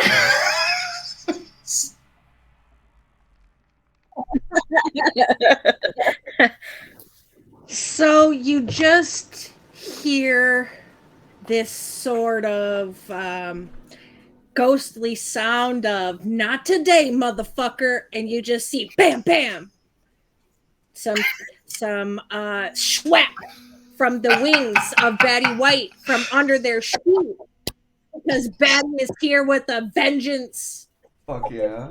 and it's a whole lot of getting fucked here and there and everywhere as ninja wings fly with some necrotic energy as it puts a chill out right on the head of this super spicy, overheated individual. Take a nap. Absolutely beautiful. He disappears in this cloud of red and black smoke, roiling down into nothing as you can hear his final scream. Curse you! And a strong gust blows what remains of him away. Don't go anywhere, folks. We'll be right back with more Wizards, Wands, and Wards. Oh my.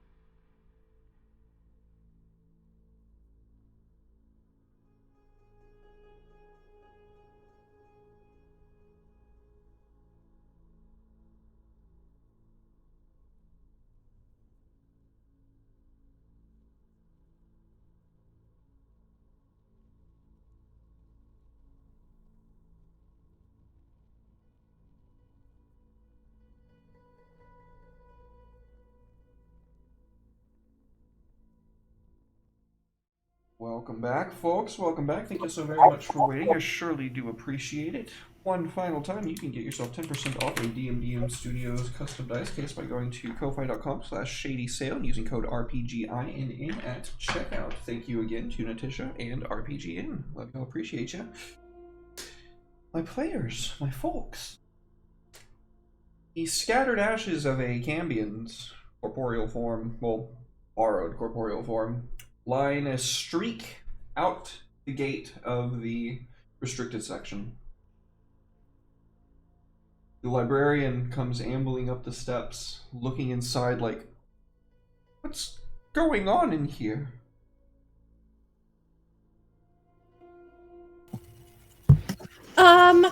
I accidentally discharged the spell of a magic missile wand that I keep in my bag, and I really didn't mean to. Don't worry, and I'm gonna, like, shuffle her out the door and shut the Smells gate. like sulfur in here. Give me a deception check. Oh, yeah! With my negative charisma, let's do it! I've seen Stranger Things happen. Yes! Oh! Oh my god. Well, Does mine eyes deceive me? I suppose... Just be more careful in here. I thought you'd opened up a book or something. And she shuffles out. In a library, you would never. And I'm gonna shut the gate. They're very dangerous, I tell... You're just holding the book there, Lit. Yes, they are very dangerous. Turn around, storm over to Aster, and I'm gonna yank that book as hard as my little hands will let me, and I'm gonna slam it back on the shelf. No te toques nada. That's me telling you in Infernal, don't touch anything. Freaking Gandalf to Pippin. Fool of a tool. Duke. I love it. So what I'll do? I'm gonna put the paper that we found on the table and say, we should actually read this. He did bring up a good point. We never checked. Wasn't all lost. And all for nothing. Nope.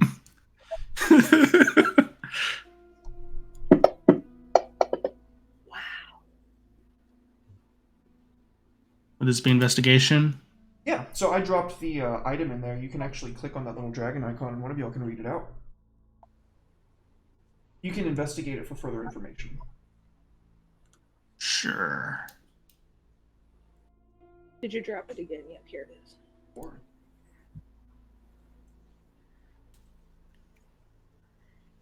Want me to read it? I will. Yeah. All right. This torn out page details the sequential runes for the basis of enchantment magic.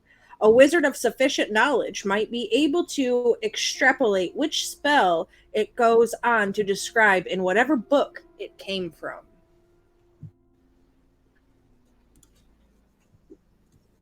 so,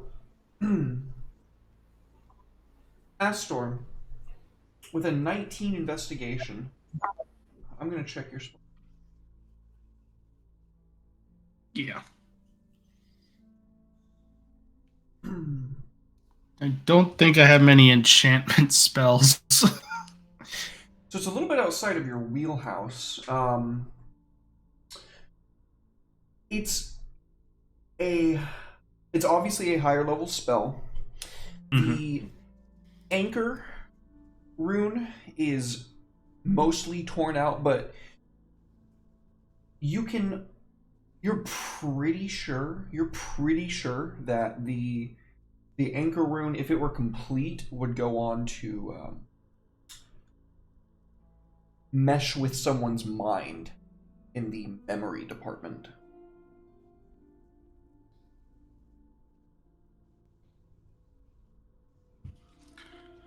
Well, by the looks of it, We may want to look at enchantment spells that can alter people's mind regarding memory to see if we can try to complete this anchor.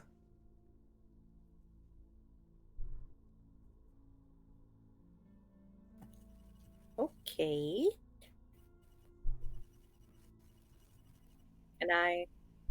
Can I roll investigation and just see if I see anything that looks like an enchantment book for that? Sure. Bet. All right.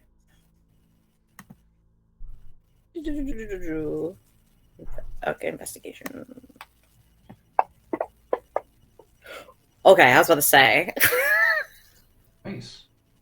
Okay, so you peruse around looking for something of enchantments, and you find this kind of purple-bound tome a couple of sections up. You wheel the stairs around, climb up, pull it out, walk back down, and when you put it on the table, you see that it says on the cover of the book, "Memories and How to Modify Them." Be like, listen, I don't know about y'all, but I think this is the right book that we're looking for. So I think we should crack this bad boy open and see what's going on. Do we have any way to make sure that no other things will pop out, oogity boogity woo type deals or things like that? Like last time? Cast Detect Magic on it. Do I have to take magic? Like we should. He's not a very good wizard. Listen. I'm gonna be like, you know what? I think you're right, and I'm just gonna get my quarterstaff ready to just smack whatever if anything comes out of this thing. Does anybody have Detect Magic? I don't think we do. We're terrible wizards. Well, wait, hold on. I don't think I have it prepared. That's the thing. No, I don't have it at all. Never mind. Oh my god. I don't think I have it at all either. We're the best wizards, everybody. Listen. I love the logic was, I'm positive the logic was, we're playing a party full of wizards, somebody else is going to take Detect Magic. I think that was it. Missing the bug. Just someone else got it. Listen, this is my first time playing a wizard. I don't know what I'm doing, okay? I don't know what I'm doing. I just grabbed a whole bunch of random shit, okay? The logic is, I'm sitting at Derek's table and he tries to kill me with everything that comes at me. I need to combat against that. That's the logic That is, of this character sheet that of is, mine. that is fair, and not this time. You know what? No, that is so valid because the moment Derek said this is not going to be like my regular, so nervous. I was like, no, this feels like a trap. No. It's a trap. So I guess we'll prepare if anything pops out of this thing. Oh my god. Nothing. Major pops armor's still up, thankfully. up. Nothing pops I up. will have Steve open the book. There you go. Poor Steve. He just kind of like holds it uselessly, like shakes it, and like throws it down on the table and walks away.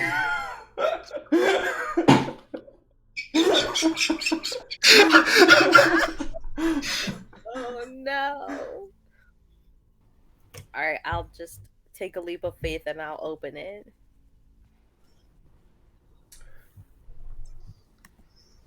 Can I get an Arcana check from you? Okay. Let's see. Alright, so that is douche. Are you I saw that. see that? Oh, these dice are such player haters. They play hating. They play hating. They hating. The book is just above your kind of like you're an evocation wizard, so you are a blaster caster for the most part. You know what I mean? This is all enchantment stuff. Yep. And not only is it enchantment stuff, it's enchantment stuff that like it's if you were an enchantment wizard of your same skill level, it would still be just barely outside of your grasp. Yeah, I'd just be over here blasting. So, Uh, what you gonna do? I can try to. I can give it a try. Go for it. Arcana. Yeah.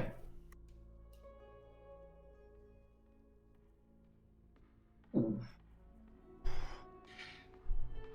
Yeah, no, this thing's really hating on hating on players. Well, yeah. 24. Okay. So. I'm trying to tell you.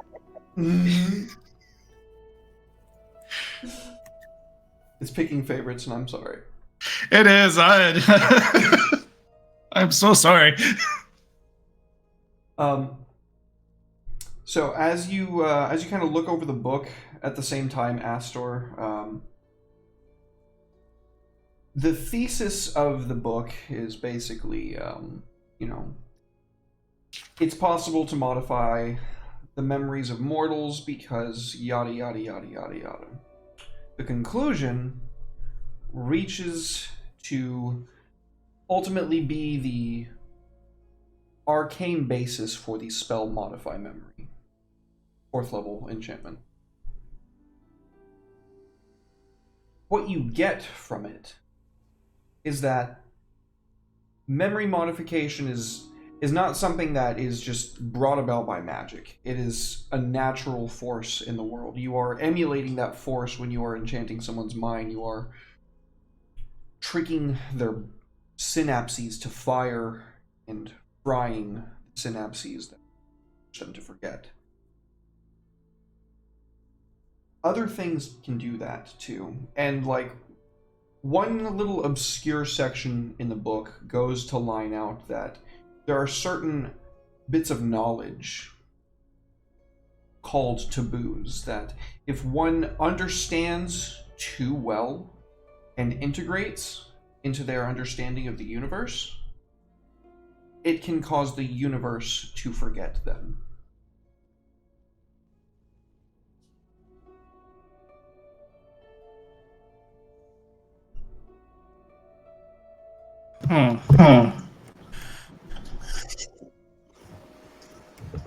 I do believe he spins the book around and points out the sections. Suffice to say, it very well could be that the student that has been forgotten has not only been forgotten by our headmaster, but potentially by, well, the entire universe, and by extension, everybody. Seems to track with the story that she told.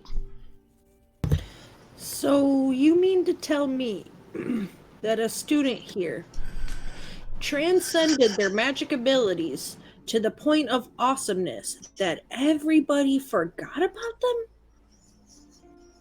I don't know if I necessarily would put it quite like that, but yes. I mean, in a roundabout way, that's what you're explaining to me, right? So they practiced magic or learned magic of this type that was so awesome. It gave them this benefit. So I can learn magic of my type that makes me so awesome. I get some other awesome benefits. You do realize this is not about you, right?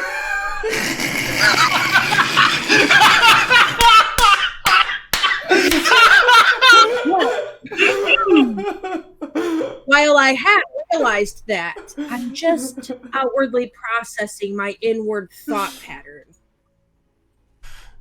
Oh, okay. I just thought, like, as your best friend, I should have said something, and I felt like that was the time that compelled me to say something. My best friends are Steve and Betty White, first of all, and I'm gonna pass And me. my And me. an owl on. After we figure out this mystery, we're going to have a fine discussion about the line of best and friends and where you do not cross it in my direction. I'll help you with your science homework, but that's it.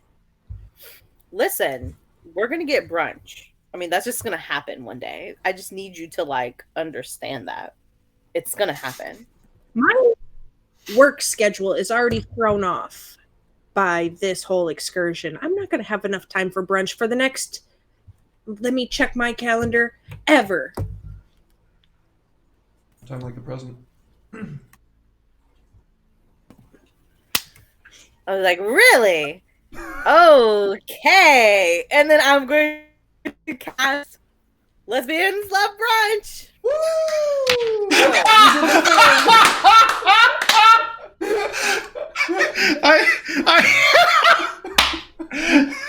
The perfect setup. I forgot you took that. That was brilliant. I love you. Hell yeah. For our viewers who don't know, Lesbians Love Brunch is a level 3 spell that says you manifest a beautiful brunch, including gorgeous food and drink, both cooked and uncooked, as needed, all laid out on a large version of the caster's preferred LGBTA plus flag. This brunch takes 30 minutes to consume and disappears at the end of that time, and the beneficial effects don't set in until the time is complete. Up to 8 creatures can partake of the brunch. So, by my math, we have Shar, Astor, we have my lovely best friend, who now I'm just going to name my best friend, Batty, and Steve. So that's all of us. It's 5 people. Look, five beings to partake in this lovely brunch. And I'm just gonna pass my best friend. I'll be like, here, bestie, I have a mimosa for you. And just slide the mimosa right over.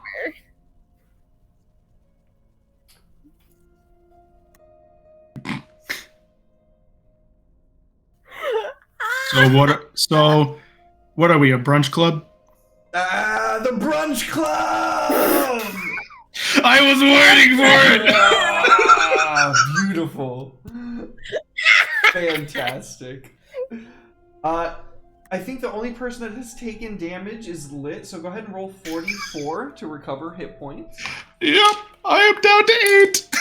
Oh, that's wow. You took 8 wounds. It scales up in that, by the way. Oh, perfect. Good to know. With that, I think I'm back to full because I roll 8, 11, 9. Yeah, I'm back to full. Fantastic. The brunch is clutch. Also, the other effects that it gives you, what is it, JJ? Let me see.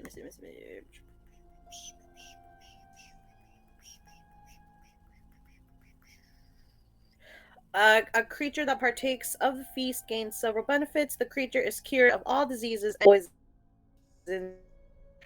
40 dexterity and strength saving with advantage. The advantage benefits last for 3 hours. Hell yeah. Fantastic.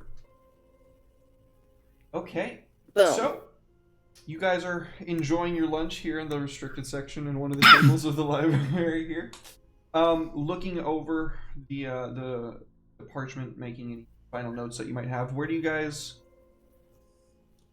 do you plan on access? I mean, Huli, you know about the catacombs, but what you also know is there's a fuck ton of catacombs, and they're accessible from a fuck ton of different places. Could be any of them.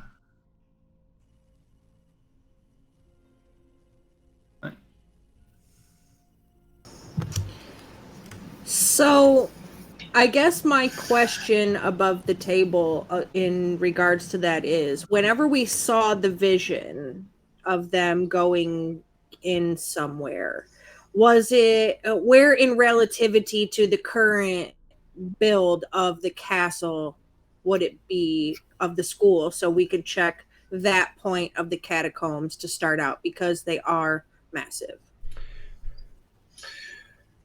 So it would be in the same like tower structure that you're in the library mega structure. It would be in one of the like practice rooms, one of the study hall chambers. Those are usually down on the bottom floor, whereas you guys are like on the second floor here in the restricted. It would just be a hop and a skip to get on down there, but there's a lot of different study hall chambers and they're all sequestered.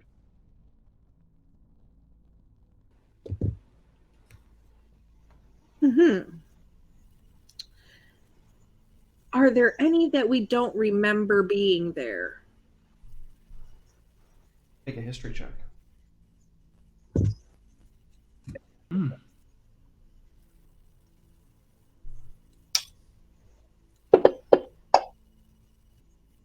What was that? It went to 18-6. Like, I'm telling you, play a hater. Play a hater. Do you have a bless? Wait. You- You and also, I have a thing. Wait, ahead. I have a thing. I have knowledge from a past life. When you make an ability check that uses a skill, you can roll a d6 immediately after seeing the number on the d20 and add the d6 to the check. Nice. Go off, Queen. Son of a fuck! what? This is insane. What the I'm hell? gonna caption that quest now because I need some goddamn information. Oh, I got a 5 this time, so I'm trying to- here we go. I'm trying to tell y'all. I'm trying to tell y'all. 19. Play a hater. Some bullshit. So your soul, as it is tethered to this form, is able to trace through distant memories of other souls that may have walked where this one now walks, and you can feel through the lens of a past life as you and your companions make your way down to the bottom and begin looking around. There's a single space where opposite another, like on the opposite end of the hall, there would be a door in between two other doors. This one's covered over. And you see one of those fateful three walk in there. Don't walk. When the memory fades and the vision collapses, there is nothing but stonework before your eyes.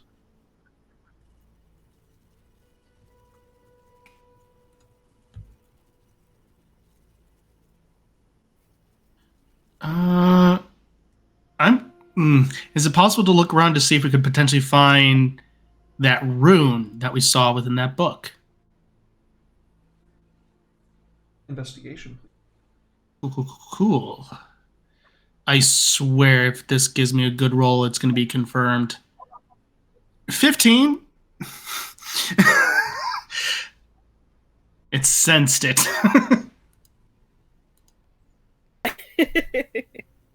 Do you have a bless? Oh, yes, I do. Sex 20. Program. Sex It really is. It really is.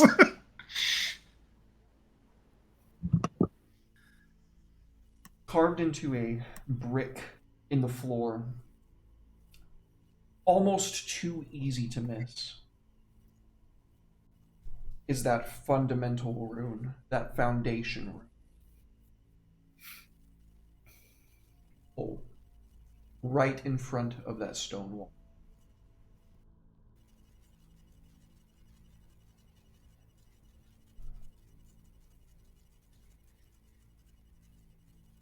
Well, there's the whole rune. Could be that the student maybe wanted to be forgotten. I want to touch it, You taste, like the wall. you want to touch the wall, you taste static. Like electricity.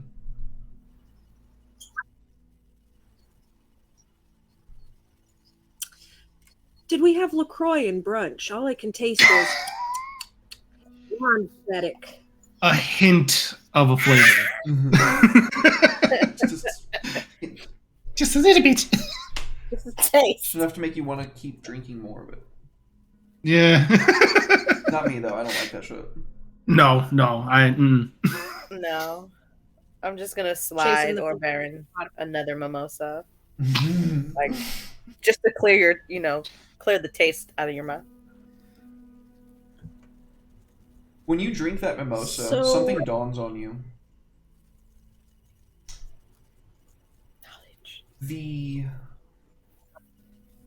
All of the food, including the drink, has all had this very, very subtle underlining flavor of static, of electricity, the flavor of magic.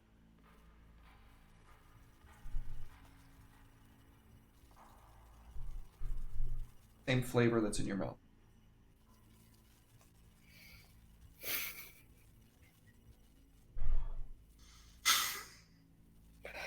I'm just gonna ask Sorry, did I break you, JJ? if any of our friends took Dispel Magic, maybe. Fuck no! Hold on, I want to see. Nope.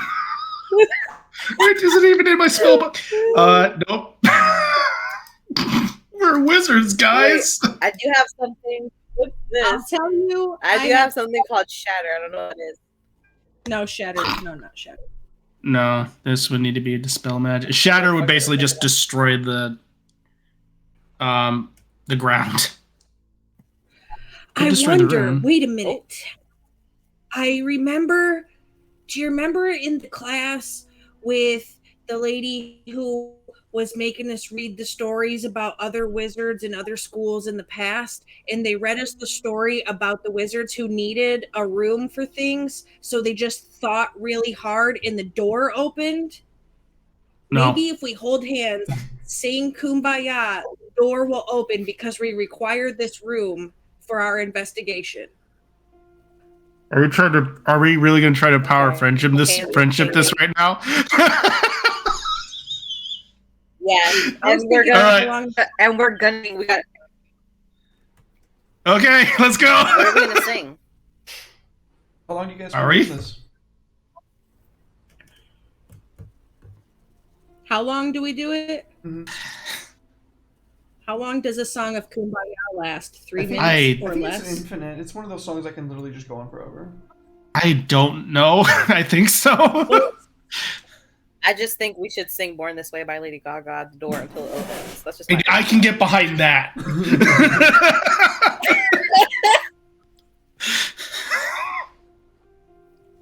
Baby, I was born this way. You know, just You're at the missing door the the whole whole point time. here. The song is irrelevant, friends. I'm merely suggesting maybe it's a room that only is accessible upon requirement. I mean, that's true. I'm down to try anything. Sure.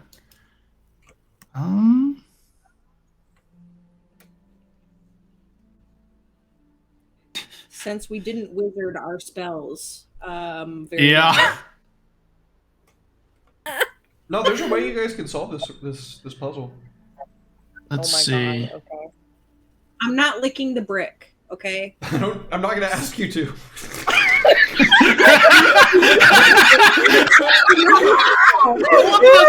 First.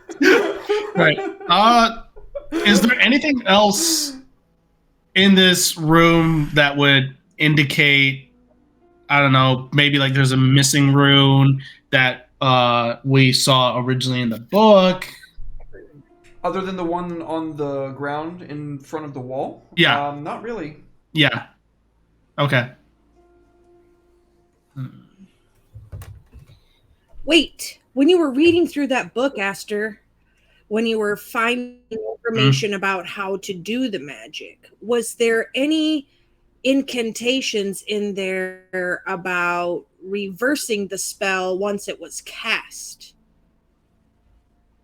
You got like a 24 Was there? on that check. Yeah, you're pretty confident that with enough time you could reverse it. So. So I could probably try. I could certainly try. I will lend the Al, assistance. Sure. I'll try to reverse engineer the spell. Okay. And you said you were assisting me? Yeah. Okay. Which So essentially that offers advantage. great. So I'm gonna just go and roll this twice.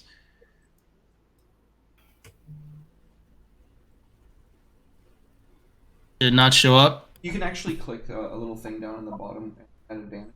And then when you drag the skill check, just drag it in the little chat box. 22. Yeah, so what does it look like when you guys do this?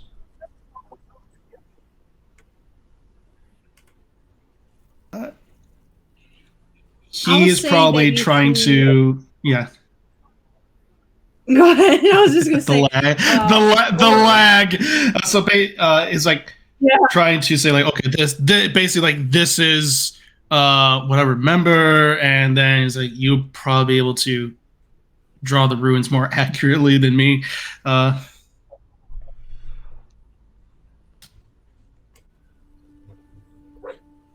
Fantastic.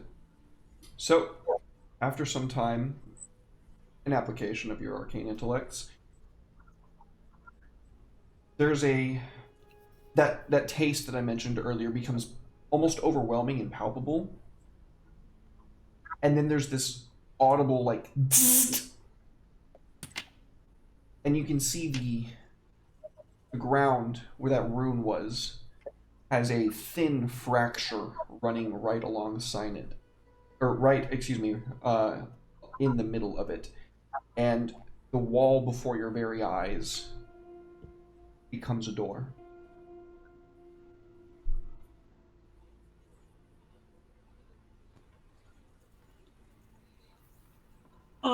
I would like Steve to open the door after I make sure it's not locked with anything particularly boom boomy if we try to open it. You are positive that it is not locked. Whoever set that rune there was pretty sure that the magic would deter anyone trying to get in there. Steve opens All right, the door. Steve. Just like we practiced. He puts his fist through the door and then just like slams it open off of its hinges. Oh my god. Well, we did practice that method, but more that was for punching through bad men that were trying to disrupt our dungeon delving. But you know what? You got the door open. So good job, Steve. I'll give him a attaboy. Like, rock that shit, Steve. So I dropped you guys into the map, and I dropped you the map.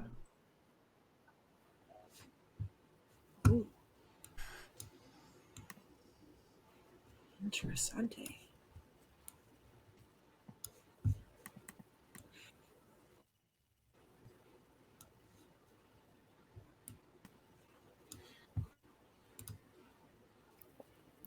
You make your way inside of this chamber. There are 4 pillars in the center of it, books in shelves lining the walls, while a large, long table on the southern wall holds a couple of scrolls and some ancient potion. An alembic and other alchemical devices sit unused with dust and spiders collected on them. Books left where they lay. One open to a passage. And in the very center of the room, up above you, this chandelier glowing with very faint blue light sits directly above this set in stone carved set of glyphs. An intricate ward and diffusion of magical processes if you've ever seen one. What do y'all do? Well, we don't dispel it.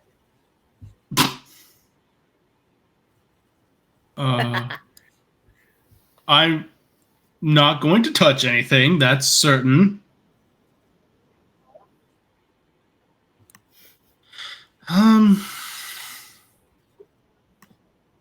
I don't blame you for that.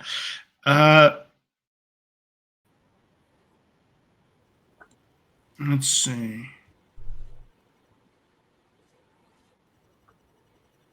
I don't want to I'll turn go off in the the circle in the middle, but I'd come around here.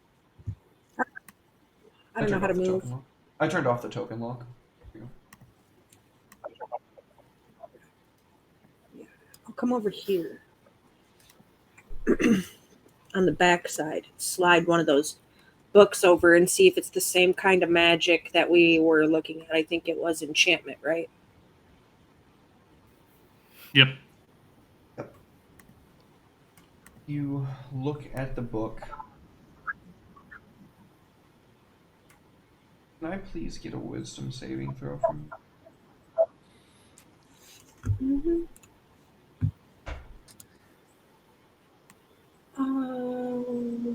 Saves. Wisdom.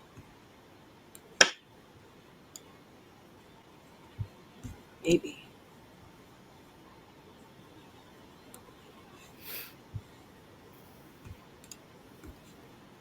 Okay. And you 11. learn a terrible truth. You can't quite put your finger on what it is. It's driving you to you, even though the words are pulling tight like a cold band around your gut. As the words pour from the passage, your mind, you can make out one distant, distinct, undeniable facet of reality. This world will end soon. And you and everyone you've ever known, everyone you've ever loved, built on ashes, built anew.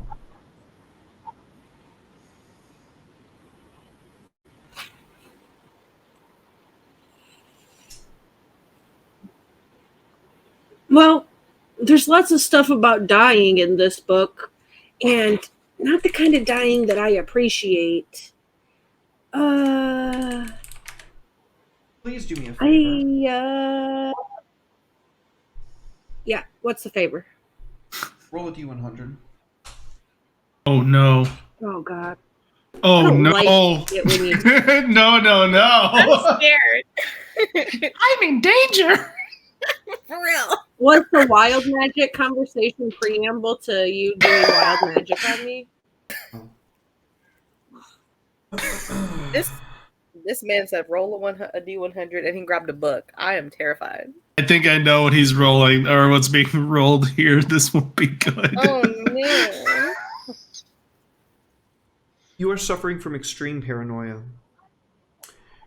You have disadvantage on wisdom and charisma checks for a while. Like, oh, it's just a while. Madness has begun to take root in your mind. I thought this was a curse you were offering to me. No. Wait, what does it affect for you, Huli? What did you say? Wisdom and charisma. Yeah. Oh, Yee. On saves of that type.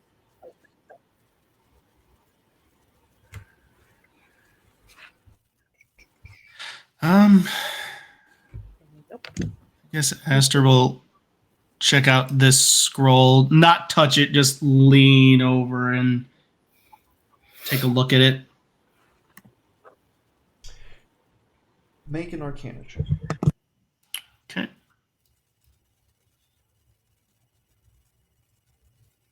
look at my boy Steve. Steve Oh, just I mean the homie Steve.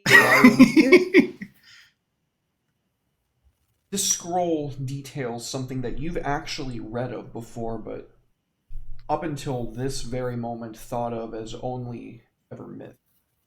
Something that has been called the Arcane Pool. It is a font of magic, a portal to a different dimension where magic originates from. Boundless power exists, and this portal can be reached through this pool.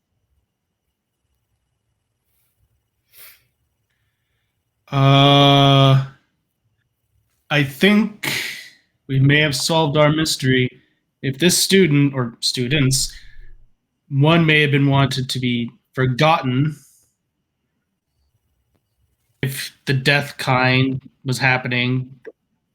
So maybe that spare his loved ones and then head to this. Because what this does is it leads to the pool, the arcane pool, and this portal here could lead to it.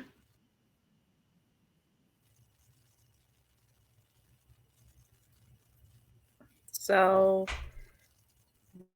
they were forgotten on purpose so that their loved ones could be spared of the pain, perhaps, of their absence?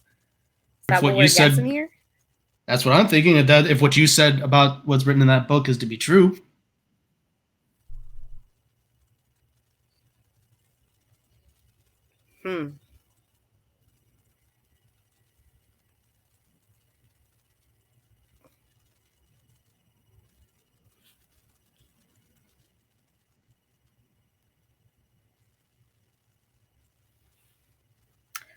Could very well be what's going on.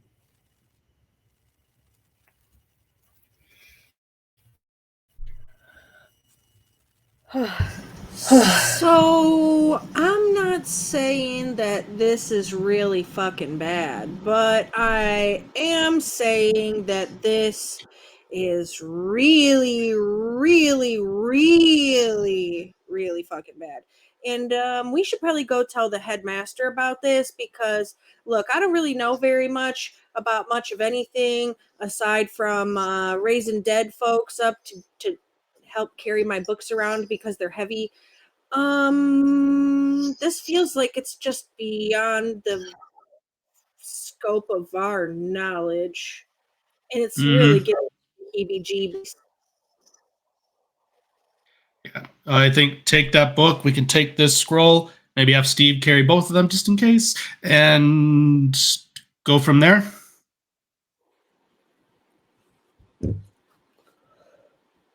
I don't know if I want to even carry it. It's making my brain feel real funny. More funny than it already did. I can carry it if that's the case, if that'll help. Because I think the headmaster should see this rather than having it risk being taken away. Well, maybe we just close the door and leave the stuff here and go get the headmaster. Maybe. And that is when you can all hear, underneath it all, a subtle laughter. Kind of like the choking of somebody who's on their way out. A death rattle. And you notice that you've heard it the whole time you've been in here. You wish to leave. Oh, I've waited so long. Someone come. Tell me, stick. All I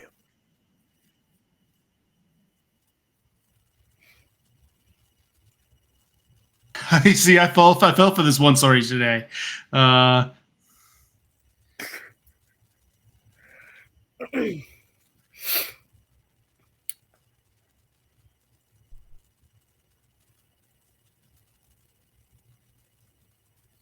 wonder where that noise is. I don't want to grow old. I want to be a Wands R Us kid. I'm out of here.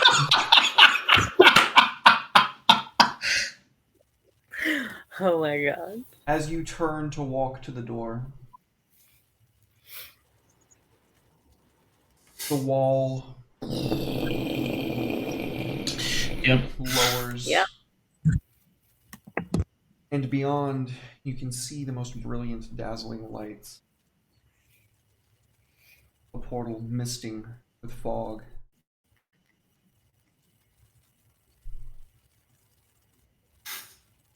Come in. Hell no. Don't you seek the pool?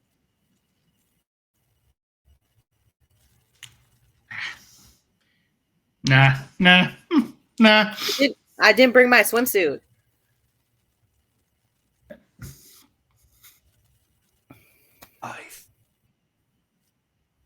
You're making a mistake. Everybody roll initiative. Oh God. All right, let's go. Oh no, spooky man. So spooky. So spooky. Okay.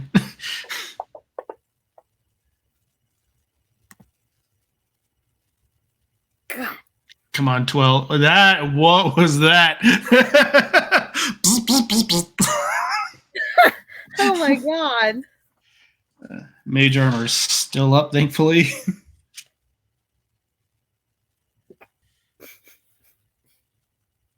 Out from this portal he steps, lurching, hideous.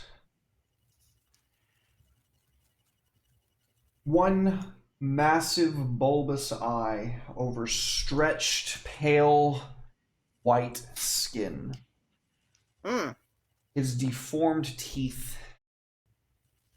open, and he beckons with a hand.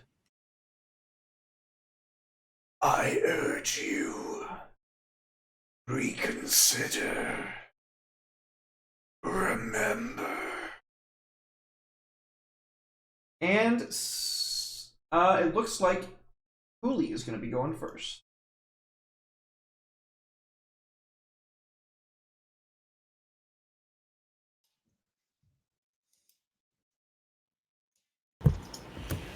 You know, when I went into the School of Necromancy,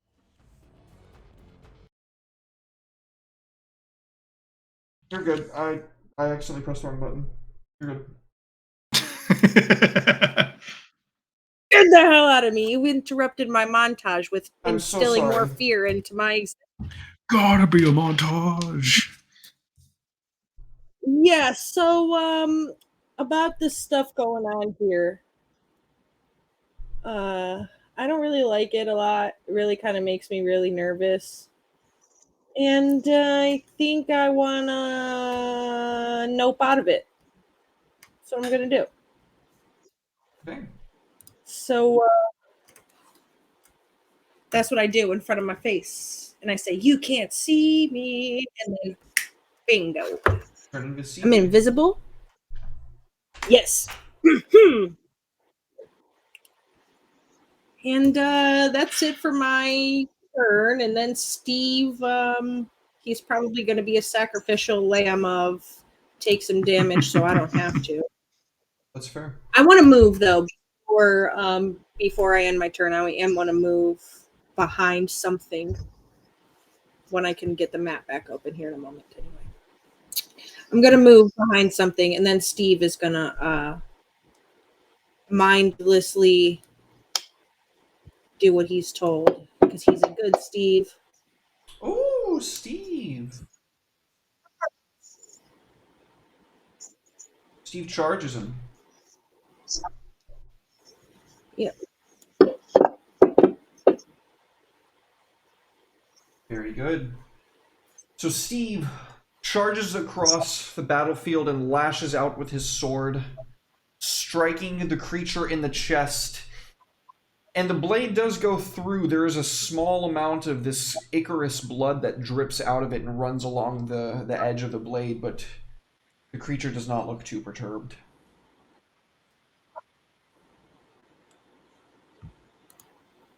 It is now his turn.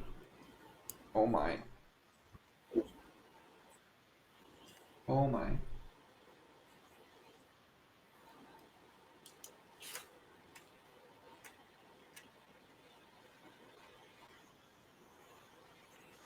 Ooh. So he cannot see you. He cannot see you because there's a pillar in the way. So you and Steve are the only people who can see right now.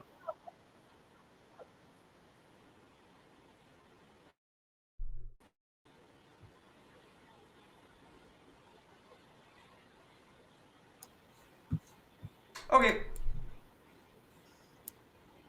Charcuterie, please roll a Constitution saving throw. Okay.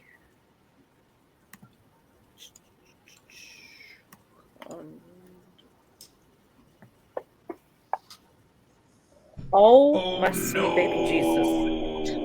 Oh,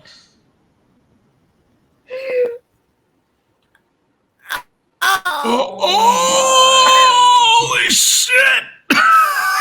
oh, Huh! As he Oh. is striding forward I'm hurt.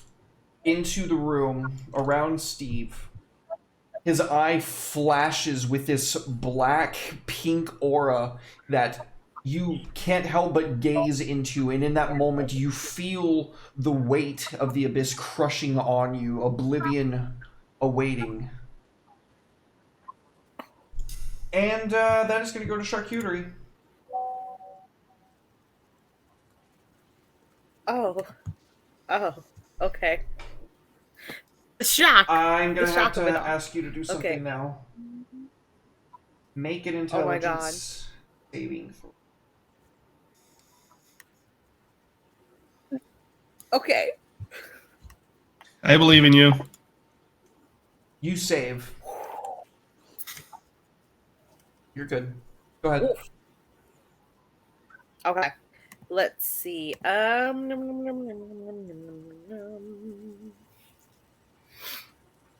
Oh, those are for dexterity and strength. Let's see.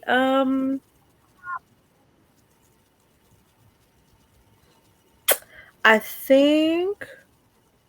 Let's see. Both the bottom and the go for. That doesn't help me. So I think I will go ahead and let's see.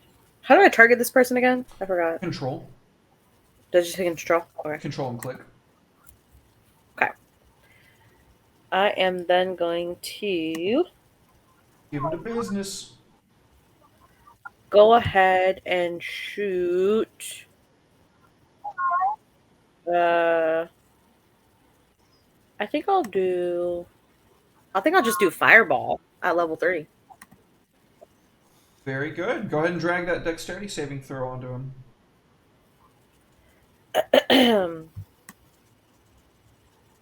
Do I drag it? So he's going to take half. So you can go ahead and drag the damage onto him and it'll automatically have it. Okay. I'll just do it on him. And that is unfortunately going to be enough to obliterate Steve. No! Douche! Not Steve! No! He was the goat. So we can see you hurl this fireball at him, at this Nothic, and then you can all make out the mutterings of a very heavily modified counterspell as he grabs it out of the air, turns it around, and just slams it straight into Steve. Just and Steve is gone. The Nothic takes the half damage. That was all flavor. The store. That was all flavor. Can I move? Yeah. Okay. I think I'm gonna move I'm gonna move towards Aster, I think. Okay. I don't know what my movement is. My movement 30. Okay. I don't know what 30 is, but It'll show when you drag yourself. okay. Oh, that's getting way closer. No, I'm just gonna move. I'm just gonna move. 15 move right here. Okay. Very good. I'm gonna buddy up with Aster. All right, it's your turn, buddy. Perfect. We're gonna go ahead and use bonus action Blade Song again. Okay. And then popping over to here. Oop, if it'll let me move. And then go ahead and just do a firebolt onto this bad boy. Okay. That will be a. Oop. What that? That'll be +7. 9 to hit. His armor class is not 9. I'm sorry. Yeah. Dang it. I was like, well, that didn't go as planned. All right. Okay, and that is my turn. I think that one, like, as it was soaring at him, he just like batted it out of the air, and just went careening off into the void behind him. Yep. Back to you, Hooli.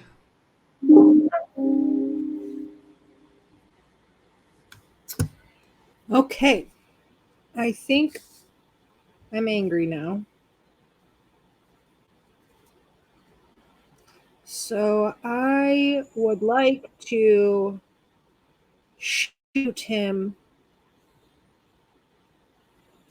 very, very, very terribly. Shoot him. I should be able to upcast inflict wounds, but it's not giving me the option. Yeah, you just right click for the extra die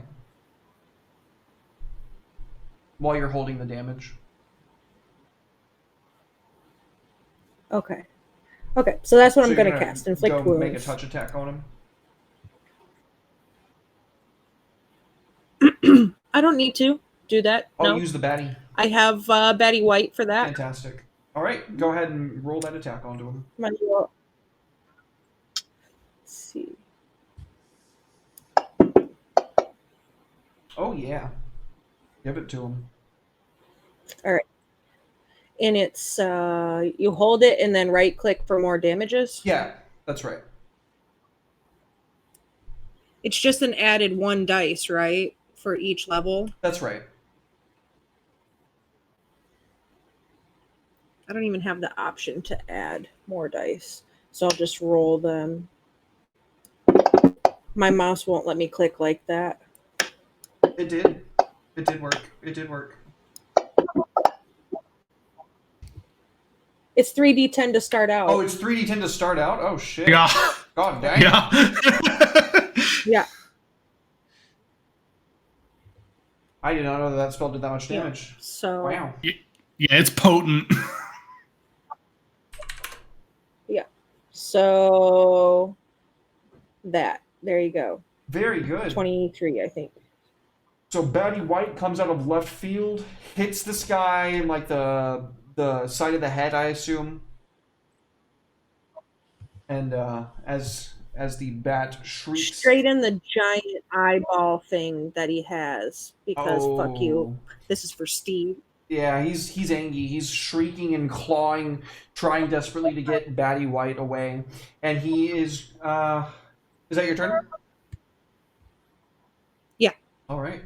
And he's going to scramble forward, jumping up and grabbing onto the chandelier. He's going to be hanging onto it upside down by his legs with the claws like wrapped around, and he's just going to like shriek outwards with both of his arms outstretched. And he is going to be trying to get you all. Let's see, he can get you. He can definitely get you. I still don't think he can get you, so you're safe on this one, Lit. Oh, wow. Okay. Yeah, these pillars are right in the way. Awesome. Okay.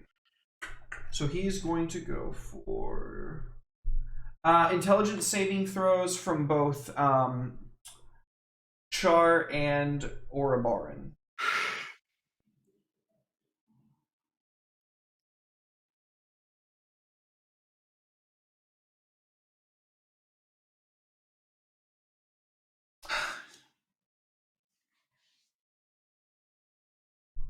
You both made it. So you can feel the unholy power washing off of this creature as this rotting gaze washes all across the room. Just it's distorting the four pillars, and you are barely both able to like duck away from this, like behind the cover once more before it really has its opportunity to do its worst on you. Charcuterie is your turn. Okay. Let's see. I am going to go ahead and use. Let's see, where is it? I just had it. Hold on. I'm going to use my second level spell of Rainbow Spray. Ooh. About to rainbow this bitch. All right, so we're gonna shoot like let me see, hold on, let me read it first for the viewers. Okay, so Rainbow Spray, second level spell. It says a spray of multicolored light erupts from your hands. Each creature in a 15-foot cone must make a dexterity saving throw. A creature takes 1d6 acid, 1d6 cold, 1d6 fire damage on a failed save, or half as much damage on a successful one. Oh shit, wait. Are you within that cone?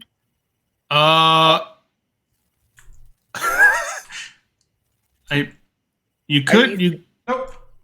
no. Okay, cool. That's one before I fucking blast your ass. All right. You're the evocation wizard. You're supposed to hit the party members. It's like your one job.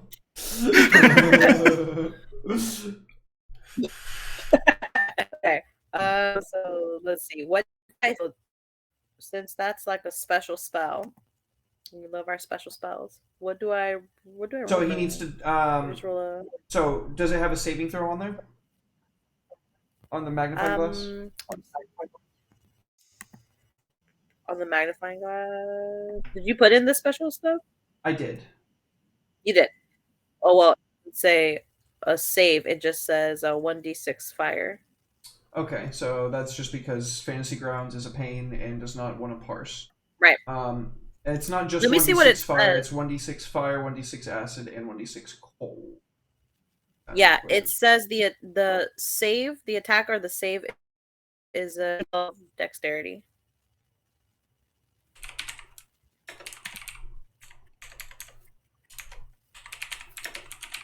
Okay. And it's a DC what dexterity? 12. 12. He passes, so he's going to take half. Okay. So I will roll the damage. You can roll it into chat. And then Okay, I cool. can have it from there. I like how it's all the different colors. So pretty. It's so fitting. Oh, yeah. So what does it look like when you cast the spell? So I'm just gonna like peek and be like, Steve, no! It's just straight blast this lovely rainbow shot of sparkles and glitter, and it's all of the colors of the rainbow. It looks beautiful and glorious and wonderful. And I'm just gonna like aim for that big ass forehead. Well, it doesn't have a forehead, but you know what I mean. Beautiful. The 5 head. The 5 head, yeah. The 5 head. With but more pain coming to his eye, he shrieks in agony some more. Is that your turn? And then I'm going to respectfully move. Let me see. I shouldn't say respectfully, but can I actually move? I'm gonna disrespectfully move. I just realized I forgot to have you do something at the start of your turn. That's my bad. Oh, what do you need me to do? Too late. Don't matter. Oh, okay. I can move 30, right? Yep. 30. I think I will move over to. Okay, I can't. My thing is like. Trying to move over there. Okay, there. So that was 25. Okay. And then, hold on. I'm trying to move the map on my screen. Okay. And then I will move right there. Fantastic. Okay. And that's it for my turn. Okay. Astor. All right. Astor is going to go ahead and move over here. Say, oh, we're going for the eye, eh? And then he's also going to cast fireballs straight onto this thing's eye. Oh, Jesus. Give him the business, dude. All right, so click, so control. Oh, okay, great. And then we're going to do fireball. Fireball onto him. Why isn't it working? So if you get the magnifying glass and then Perfect. yeah, there you go. Okay. Your DC should not be 8. Why does that say 8? It should be 15 or something like that. Oh, you gotta be kidding me! Buddy, not 20s. He's gonna take half. I'm Yeah. sorry. He's a No worries. fireball survivor. Yeah, so 8d6. Ooh, let's go. Oh, that's a lot of 6s. Did it not do the total? Oh no! Did it? Oh, You have to drag it over the chat for it to I work, did. or it'll just roll Oh, on your sometimes it's a pain screen. in the ass. Come on, does it load? There it goes. Okay. Still good. Still good.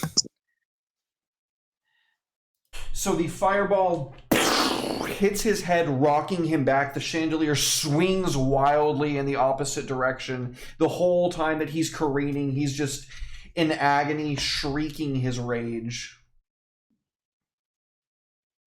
And he begins to swing back. I'm gonna use the rest of my movement to head back home.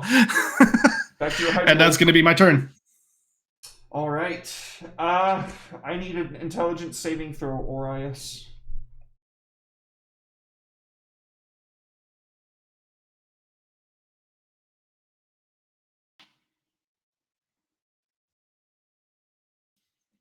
Wow, Wizards got high intelligence saving throws. That's going to be another pass. Go ahead. All intelligence, all the time. No wisdom to back it up. All right. So little did he know, actually, that Steve has a brother. Steve's brother's name is Bob. Welcome back, Bob. And Silent Bob.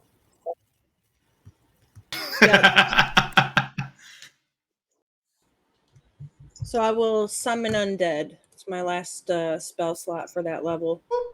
Huzzah.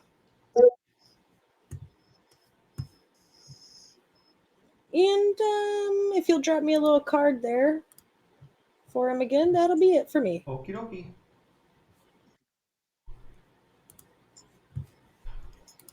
Bob.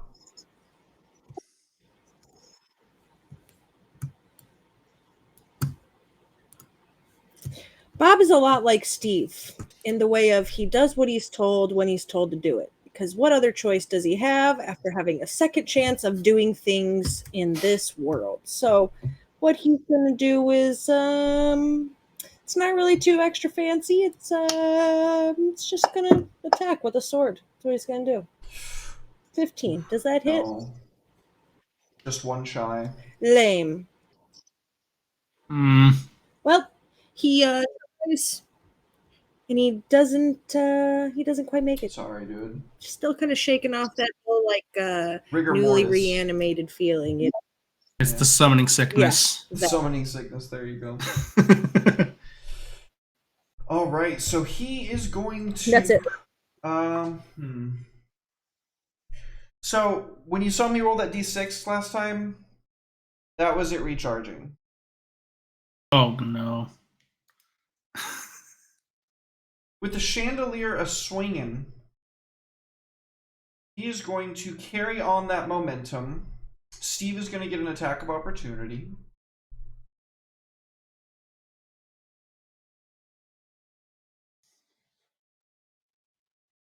All right, so Bob will do what Steve couldn't.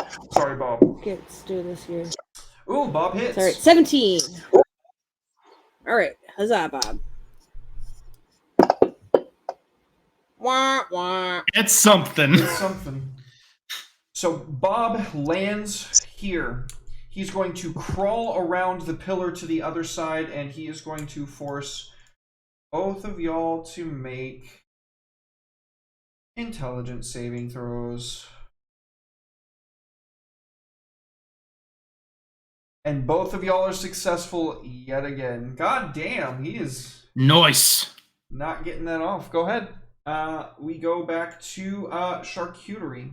Go ahead and make an intelligence saving throw.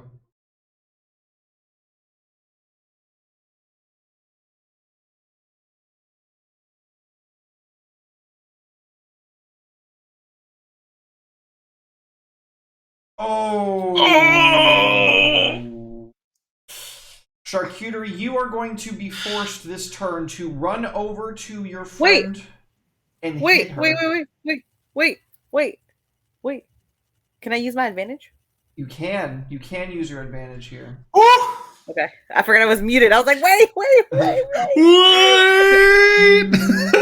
Okay. I'm gonna roll again. Come on. I believe in you. You got this. Intelligence saving.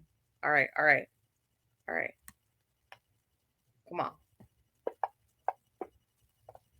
Are you Still a fail, I'm sorry. actually What? Do you have another bless? Are you actually on crack?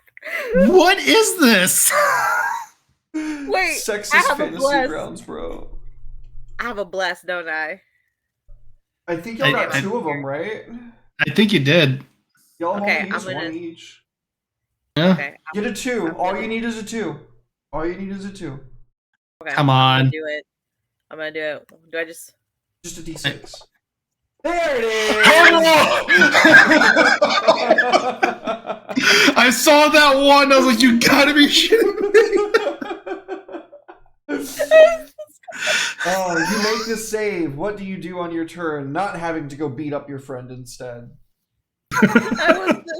It was this close to being my 13th reason, bro. Anyways.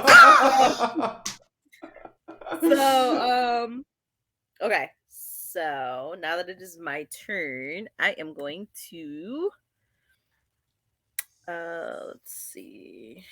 Oops. Okay. Targeted. I am going to use my second level spell, Melf's Acid Arrow. Nice. So, you are within melee range of this guy. Oh shit. That means I you'd be am. making it with disadvantage. Oh yeah, I forgot he was all up on me. He's right on top Breath- of you. On a breath pillar stinking. above Alright. you. Like, Well, in that case, I'll just melee his ass instead of Okay. using a spell slot. There you go. Yeah. or I cast Alright. quarterstaff. Too much. Okay, so let's see. I'm pretty sure I grabbed the right one. Okay, that's a 15. He's got an armor class of 16. I'm sorry. I was going to say, isn't he a 16? Shit. All right. Yeah. You swing out what should be a really good hit, but he's stronger than his wiry frame would belie, and he grabs your quarterstaff, threatening to yank it out of your hand before you wrench it free.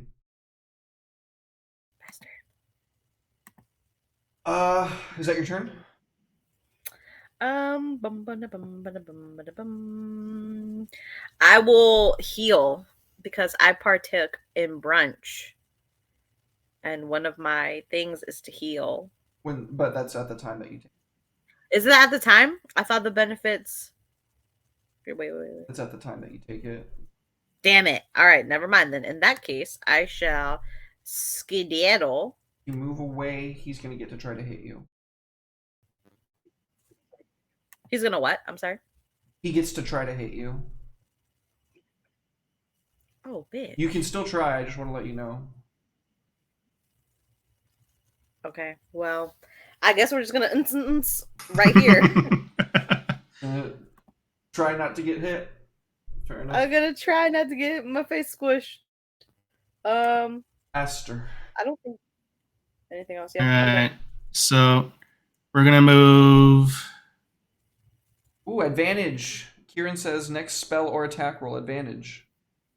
Great. We're gonna run, forest run over here, and we are gonna go ahead and do Old Faithful and cast Magic Missile at 2nd level. Nice. So this will be that one, and then let's see. Trying to have it let me roll more die. I think it was being a butthole earlier. Yeah, so I'm just gonna go ahead and so that's 4, 6,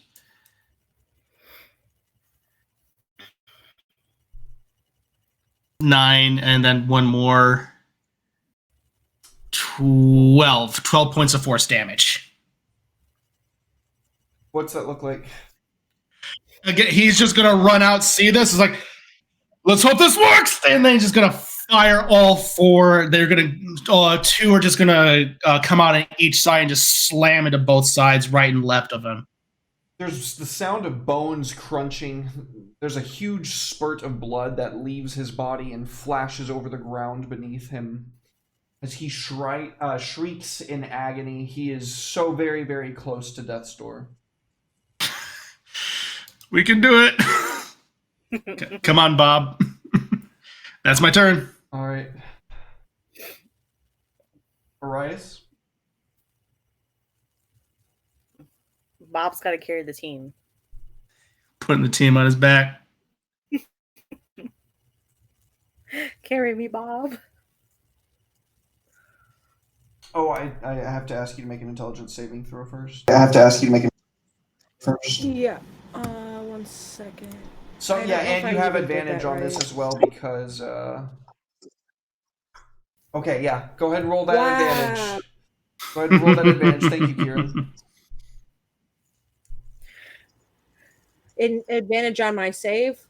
Yeah, otherwise you're gonna have to Or- lose your turn and go beat up your friend. There you go. That should be better. Hell yeah. Nice. Do what you will with your turn. So I'm casting Wither and Bloom.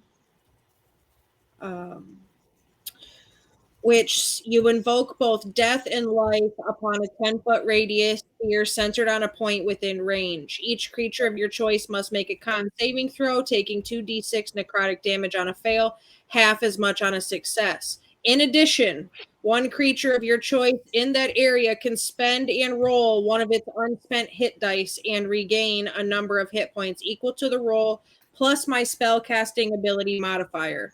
Nice. So that's what that con save was. So he's Shar- gonna take half. yeah, so he'll take half. So Shar, you're gonna roll your hit die and then add 5 to it. 4. Add 4 to it.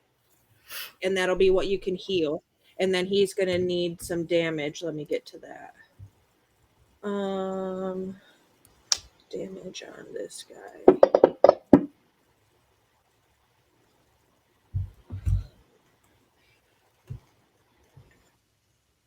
Unfucking real. So that How is he still alive right now? Are you serious? my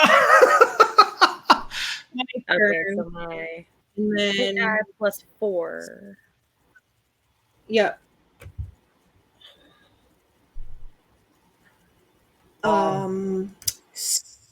Bob's turn. He's just gonna do the Bob thing. Hopefully.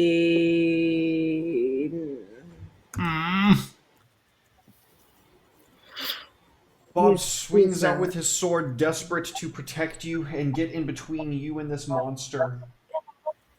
And the creature, still lucid enough to be sly, backflips up the pillar, holding on with all 4 limbs. Did that recharge last turn? No.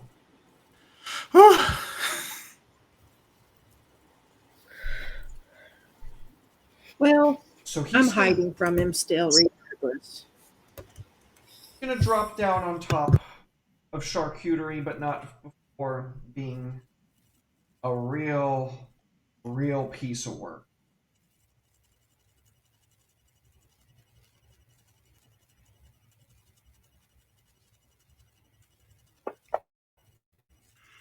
No! What is it doing? Oh my god. I saw the nat 1. It's still a 5. That's still a failure. Oh no.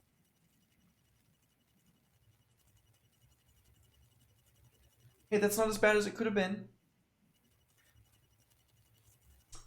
That pink-black gaze washes upon you once more, charcuterie. And as you can feel the cold seeping into your bones, he drops down onto you and makes his full round of melee attacks.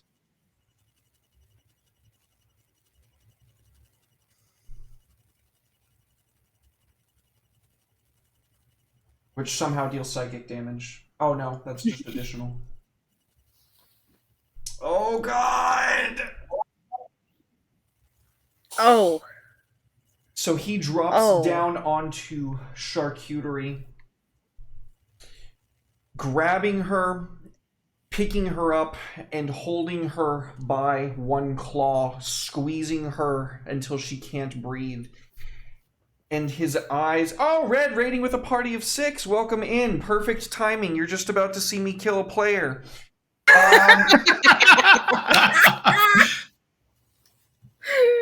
No. He gives you 2 failed death saving throws because he just blasts you with this. I mean, technically, mechanically, he's hitting you with his last claw attack, but for flavor, he's just blasting you with this eye. Overwhelming with force. He knows that that's probably the last thing that he's about to do, but he wants to make you guys suffer as he has suffered alone in the dark, unremembered. Char, please make a death saving throw.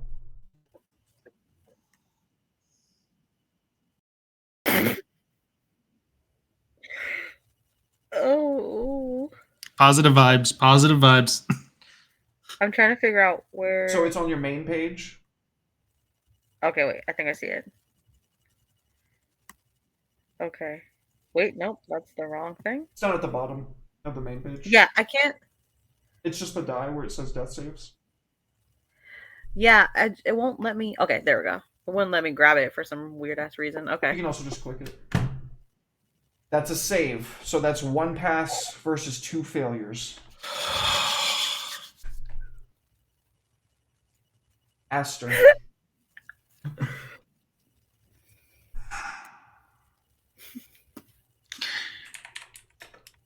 You know what? I'm gonna use the last first level slot I have and gonna point him back and say, gotta make sure this thing dies. And he's gonna go ahead and point his scimitar and make sure it's focused on the thing's eye, and he's gonna cast Magic Missile. Give it to him.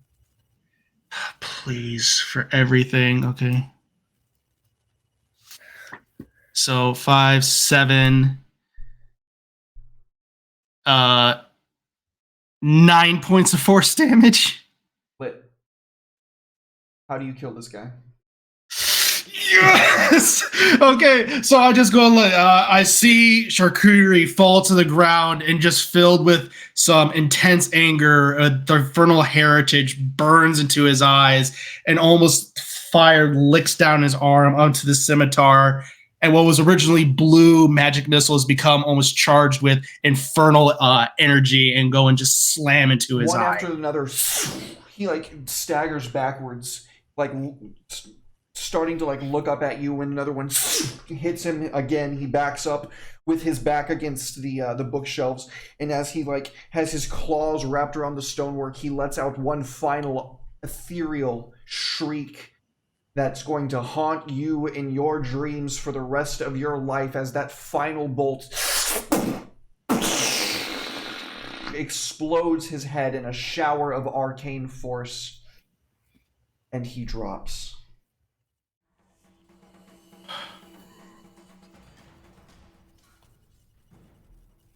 Do you have any means to heal her?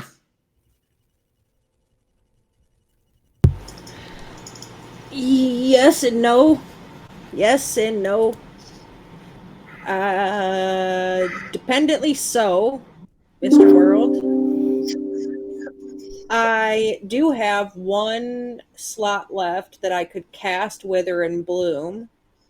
That's the only thing I have that offers any sort of healing, but there's nothing to take the necrotic damage in the area. Is it still acceptable?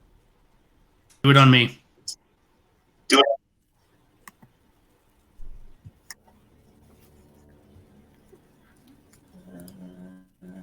Is that how it goes? I guess I suppose. It says you can. I think it says you can choose any target. You can use your friend as the Yeah, it says. Use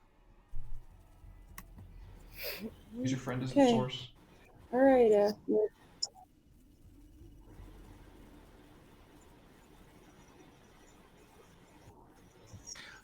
Yeah, it's not saving throws, so I don't get. Oof. Woo! That hurts, Aster. That really fucking hurts. That's a third of your life. That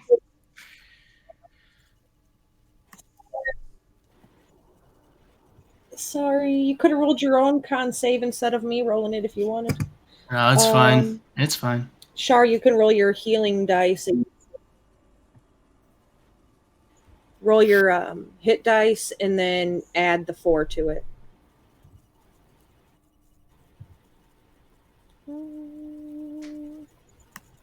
So, Huli, what does it look like when you cast the spell to save your friend's life, who is literally about to have to make another death save and could have passed on into the void there?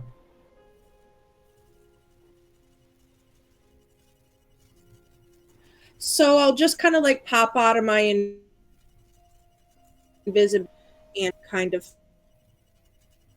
fairly close, and it'll be like both of my hands will glow at the same time. One of them glowing this like sick green black color, but the other one glowing this like kind of goldish golden black.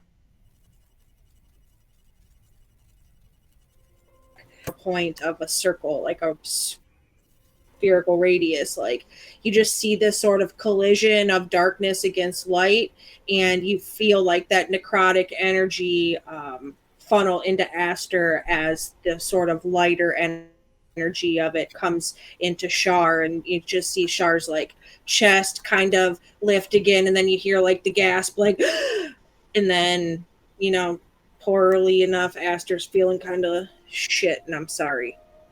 But It's you gotta fine. take a little to get a little. It's fine. Our friend's alive.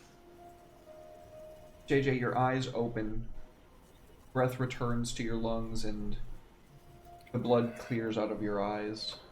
You are still amongst the living, for one more day anyway.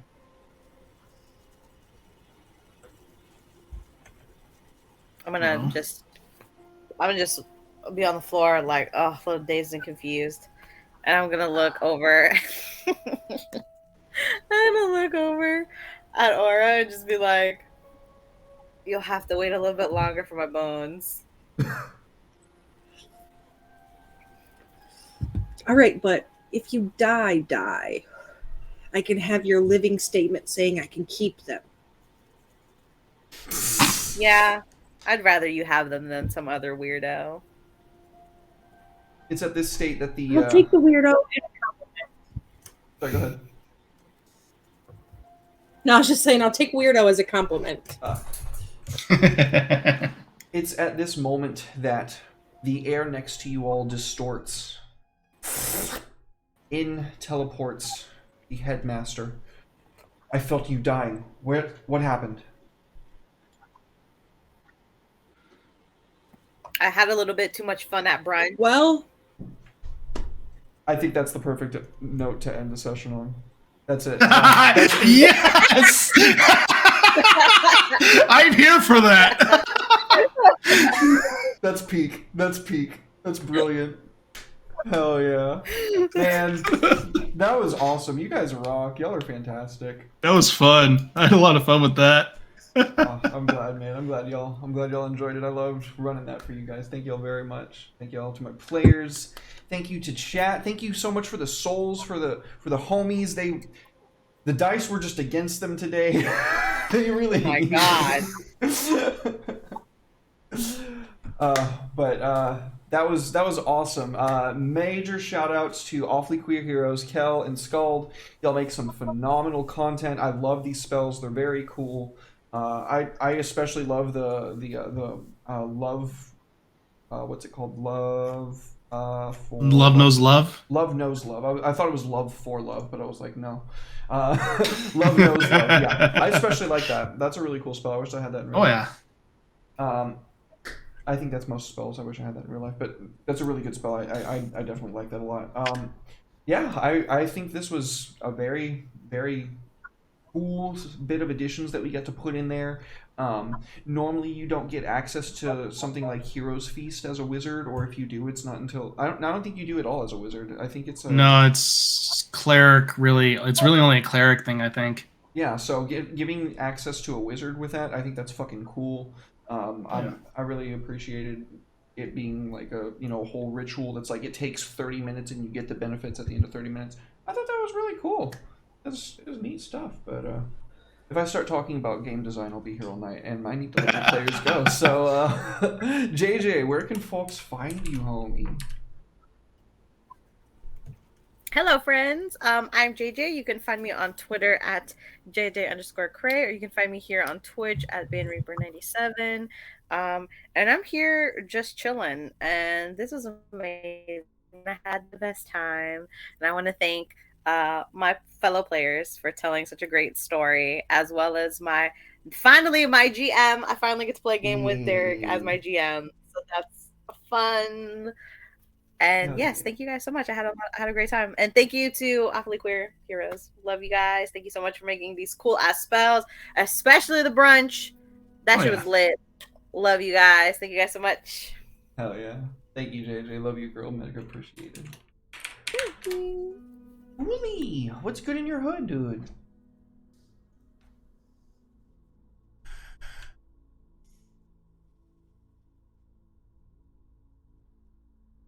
The lag. The lag is good. Loving it. Am I here? Am I gone? We hear you. Nobody knows. No, we hear you. I'm invisible. Oh, you can't hear us? Oh no. Oh shit. Yeah. Well. Do your shoutouts, girl. Story of my fucking life, bro. Do your shoutouts, girl. Yeah, so I'm just Hooli from Heroes and Hooligans, and we play games, run games, and produce games over there a lot. And you could find us doing all of the crazy, chaotic things. And that's it for me. Totally fair. Totally fair. Well, thank you for being here, Hooli. I know you can't hear me, but I love you, and I appreciate you anyways. And Lit, first time on the channel. So excited to have you. Welcome back anytime. You were fantastic. Yeah. Well, thanks for having me, Derek. It was finally fun to get to play with you all. Love chatting with you all. Twitter, Discords, all that good stuff. Yeah. As far as where you can find me on Twitter at DM Literary, where I really just talk about whatever crosses my mind at the moment. It's really just scatterbrain, but I try to be uplifting and just talk about stuff, mainly TTRPG related. But you can also find me on YouTube at Literary with Literary DM, where I make a variety of RPG content. This Friday, I actually have a video coming out where I look at some of my old Pathfinder PDFs that I found on my old Paizo account. So. Those are from first edition Pathfinder specifically, so those were a lot of fun to look back on, because I have a deep love for that system. I'm not gonna lie, I've been watching those. I really like the Eye of the Eye of Bendigo. Yeah, the Eye of Bendigo. The Golarion has some cool lore. But yeah, with that, and you can find me there on YouTube and Twitter. That's mainly my stomping grounds. Awesome. Well, dude, so much love. Thank you for being here again. Yeah. You were fantastic. Anytime, you are welcome back. Mega appreciated, dog. Yeah. Well, that's it for Wizards, Wands, and Wards. Oh my. That was a little bit more mystery than I typically run for 5e, but you know what? I wanted to do something a little bit different. I think it paid off. I think it was pretty fun. I had fun running it. I thought. Oh yeah.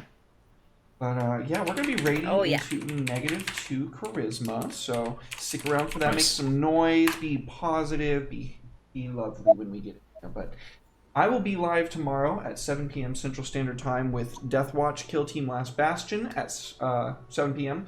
Lots of great homies on that show. Don't want to miss that. So Warhammer 40k stuff on Saturday at. Is that the last stream? Do I have another stream this week? Do I have another? I don't think so. I don't think no, so. I think you got him. Okay, yep, Saturday, Covet Syndicate, 6:30 p.m. Central Standard Time.